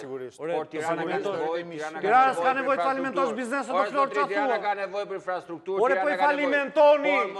Po nuk janë dot lekët po i falimentove më shumë. Nuk është argument pra ky që po më. Ore nëse ata falimentojnë, nëse një paketë cigare në New York bën $27, $37. Po le New York mos e ka tjetër nivel. Nuk është argumenti që ti po le mos e nuk ka $27. Në qoftë se të gjithë falimentojnë, kush do të t'i paguaj taksat? Tani, ka dhe një studim, prandaj po them, por mos nxitoni. Besoj që do ishte më serioze, por kështu mënyrë me presion dhe kjo gjua që patjetër me presion më shok. Po ti ke nuk çuar është letrën në kjo. shtëpi, mos i sërqo. Po nuk është kjo. Po me presion që ç'ke me të, ju ka mundë juve. Por i ke çuar letër falimentuese. Ore janë 800.000. E dëgjove zotrin çfarë thoshte? A e dëgjove çfarë të thoshte zotria? Janë 800.000 qytetarë. A e dëgjove çfarë thoshte zotria? Nga të cilët 80.000 ushqen nga këto biznese. 10% të tyre ushqen nga këto biznese. Do i lësh pa bukata. Do i lësh pa bukata të sotrojnë hapësirën publike kur nuk ha. Do i lësh pa bukë. Do i lësh pa bukë. Ke një vendimarrje të gabuar, anullon vendimarrjet. Ke një vendimarrje të jashtëligjshme, anullon vendimarrjet. Ka qenë për të mirën e qytetit Tiranës. Nuk ka qenë për të mirë. Është e gabuar, e pa menduar, e pa studiuar, antiligjore, antikushtetuese. Çfarë do lloj takse të vendosë Shqipëri në Tiranë për këtë që thamë zënë e hapësirave? Në Tiranë çdo ditë do pihen 1 milion kafe. tjetë taksa 15, tjetë 20, apo tjetë 30. 1 milion kafe do pijen. Leni më këto që a futi pse? Ku e ke bazuar? Në qa studimi e ke bazuar? Në qa studimi e ke bazuar? Po pse se do ti? Po pse jo 5 milion? Po pse jo 8 milion? 1 milion kafe do pijen. Po pse jo 7 milion? Apo kështu të erdhin mëndjeti. Ama tani me këto se e profesor tani, ka hajtja fusim. 1 milion kafe. Po jo shokjo. Në qofë se ti i qonë ati zotris që është atje dhe ke në studio. Ja qonë 2 milion në muaj, a i se paguan do falimenton. A i ka 6 punonjës.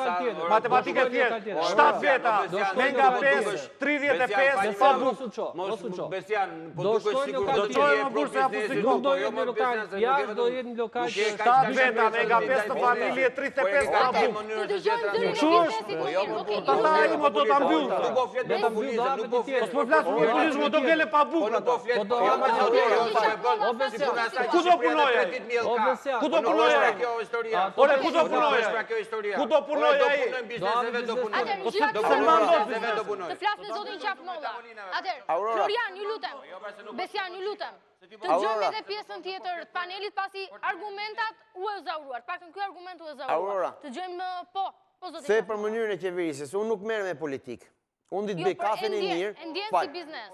Unë ditë bëj kafen e mirë, ti shërbej mirë klientëve të minë në lokal. Që kur ti t'ikësh nga lokali im, t'ikësh e knaqët, përqej kafja 60 lek që paguan. Dhe nga bashkia, inshallah Zoti jep jetë e rionit 200 vjetë, 200 vjetë rritë kryetar bashkie. Ama mua të mlitë punoj dhe të haj buk.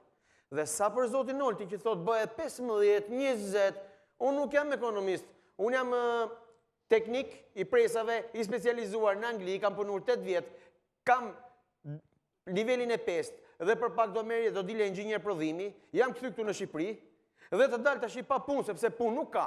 Ma gjeti punën, hap vënd e pune, hap një fabrik, edhe unë e lej lokalin. E mbyll lokalin 1 orë më përpara. Dhe paguj taksa si punëtor fabrike, 23% si që pagun dhe Anglia, paguj dhe gjdo detyrim që kam, dhe mas taj maj hapësirën publike.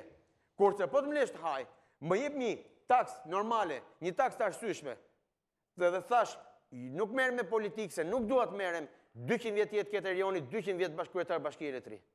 Qartë, falemdej zoti. Ajo që po thoja është që konsumi e këtij shërbimi në Tiranë, sikur të jetë taksa, thash, edhe 50.000 lek në metër katror në muaj, nuk ndryshon. Njerëzit do pinë njëtë numër kafesh, njëtë pinë po nuk po flas për atë. Ku e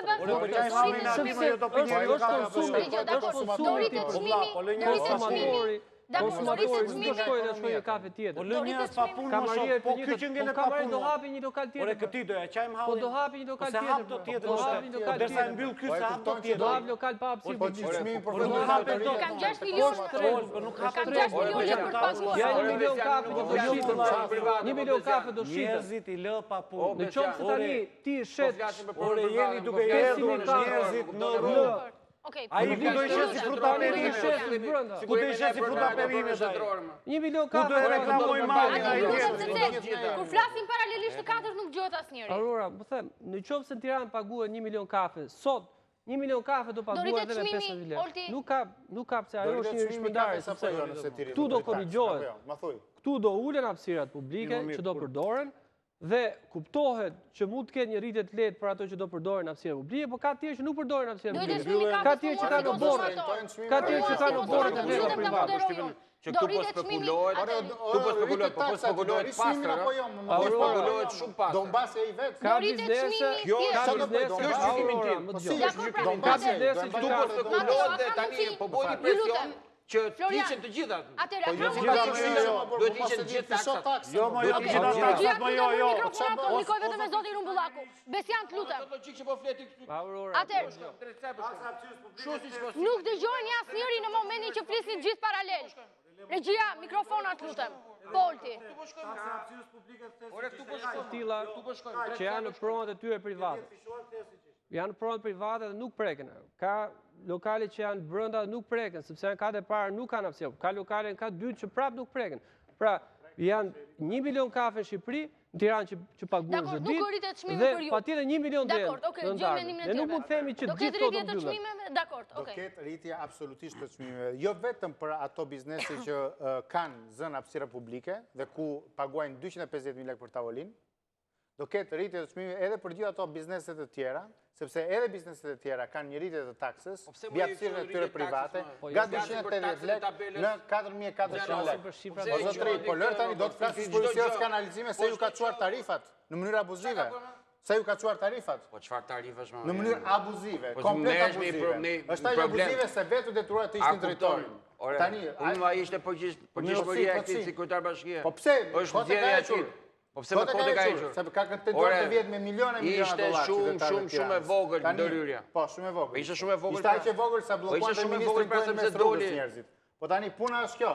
Puna është që politikë çështja i nderuar është që a do konsumohen njësoj jo nuk do konsumohen njësoj fare. A do konsumohen 1 milion kafe? Do konsumohen 1 milion do pak, se do rritë 1 milion kafe. Mund të konsumojnë 1 milion, po njerëzit do shpenzojnë më shumë. Do konsumojnë më pak. Sepse bara mbi bizneset, dëgjoj, edhe një herë, ka një problem, qa po i ndodh biznesit të periudhë? U stresua në fillim nga ky aksioni anti-informalitet që i shkonin nga 20 kontrole në ditë.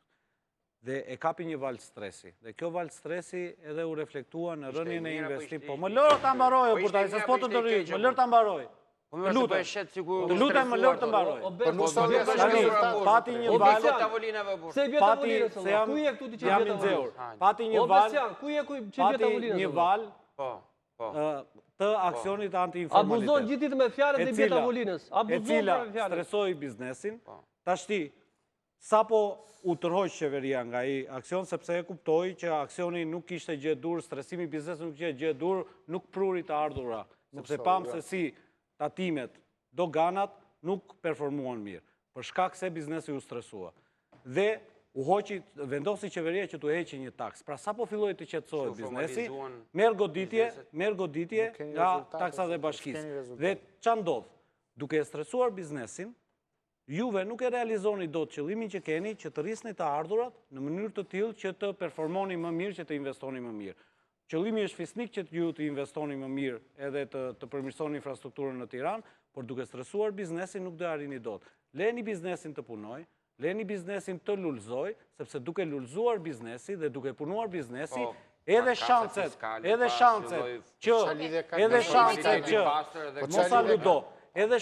që më vonë bashkia të rrisi performancën e saj janë më të mëdha. Duke i rënë në kokë dhe duke goditur, sidomos me tarifat cilat e çojnë në kushte falimentimi, shumicën e bizneseve në Tiranë, jeni duke vrarë edhe shanset tuaja për të realizuar ambicjet e tua. Një reagim fundit, zoti Pullazi, në rast se Jo, nuk mund të kemë ndonjë reagim, sepse deri tani kemi bërë vetëm populizëm. Unë shpresoj shumë që bizneset ta kuptojnë dhe ta mirë kuptojnë këtë. Bizneset kanë letrën në shtëpi. Ndoshta e ftoj dhe zotin Peshaj që tjeti pranishëm bashki, bashkë të bëjë kërkesën, të ndjekë janë ligjore dhe të shikojmë dhe të arrisim një konkluzion për bashkët. Kjo është drejta e çdo njeriu në qytetin e Tiranës edhe në Shqipëri që të protestojnë dhe të bëjnë çfarë duan. Të dashur miq, kemi folur sot për taksat e bashkisë, të cilat kanë shkaktuar edhe reagimin e biznesit vogël. Para ditën e sotme kemi parë protestën e dytë brenda pak ditësh përpara godinës së Bashkisë së Tiranës, ndërkaq mësohet se biznesi do të i drejtohet edhe gjykatës kushtetuese së bashku me opozitën për të kërkuar pikërisht fuqizimin dhe rrëzimin e vendimeve për taksa dhe tarifa. Po. Një shtesë vogël ato që të bëjnë çfarë duan, por të spetojnë brenda normave demokratike. Me rakimin e tyre. Padyshim që taksat kanë shkaktuar një debat shumë të fortë në radhë të sipërmarrjes, por edhe përsa i përket debatit politik, siç e ndoqëm edhe në panelin e ditës sotme. Falenderoj të ftuarit e mi për këtë debat, zotin Rumbullaku, zotin Pullazi, zotin Spaho, zotin Pesha, padyshim edhe Armando Qafmollën, përfaqësues në biznesit vogël që kishan lidhje paralele, zoti Qafmolla, të falenderoj. Të dashur miq, ju rikujtoj transmetimin e këtij emisioni nesër në Channel One në orën 13 ditën e njëjtën, në televizionin Ora News në orën 23:30. Të martën, orën 21 takim sërish në Ekopolitik. Natën e mirë.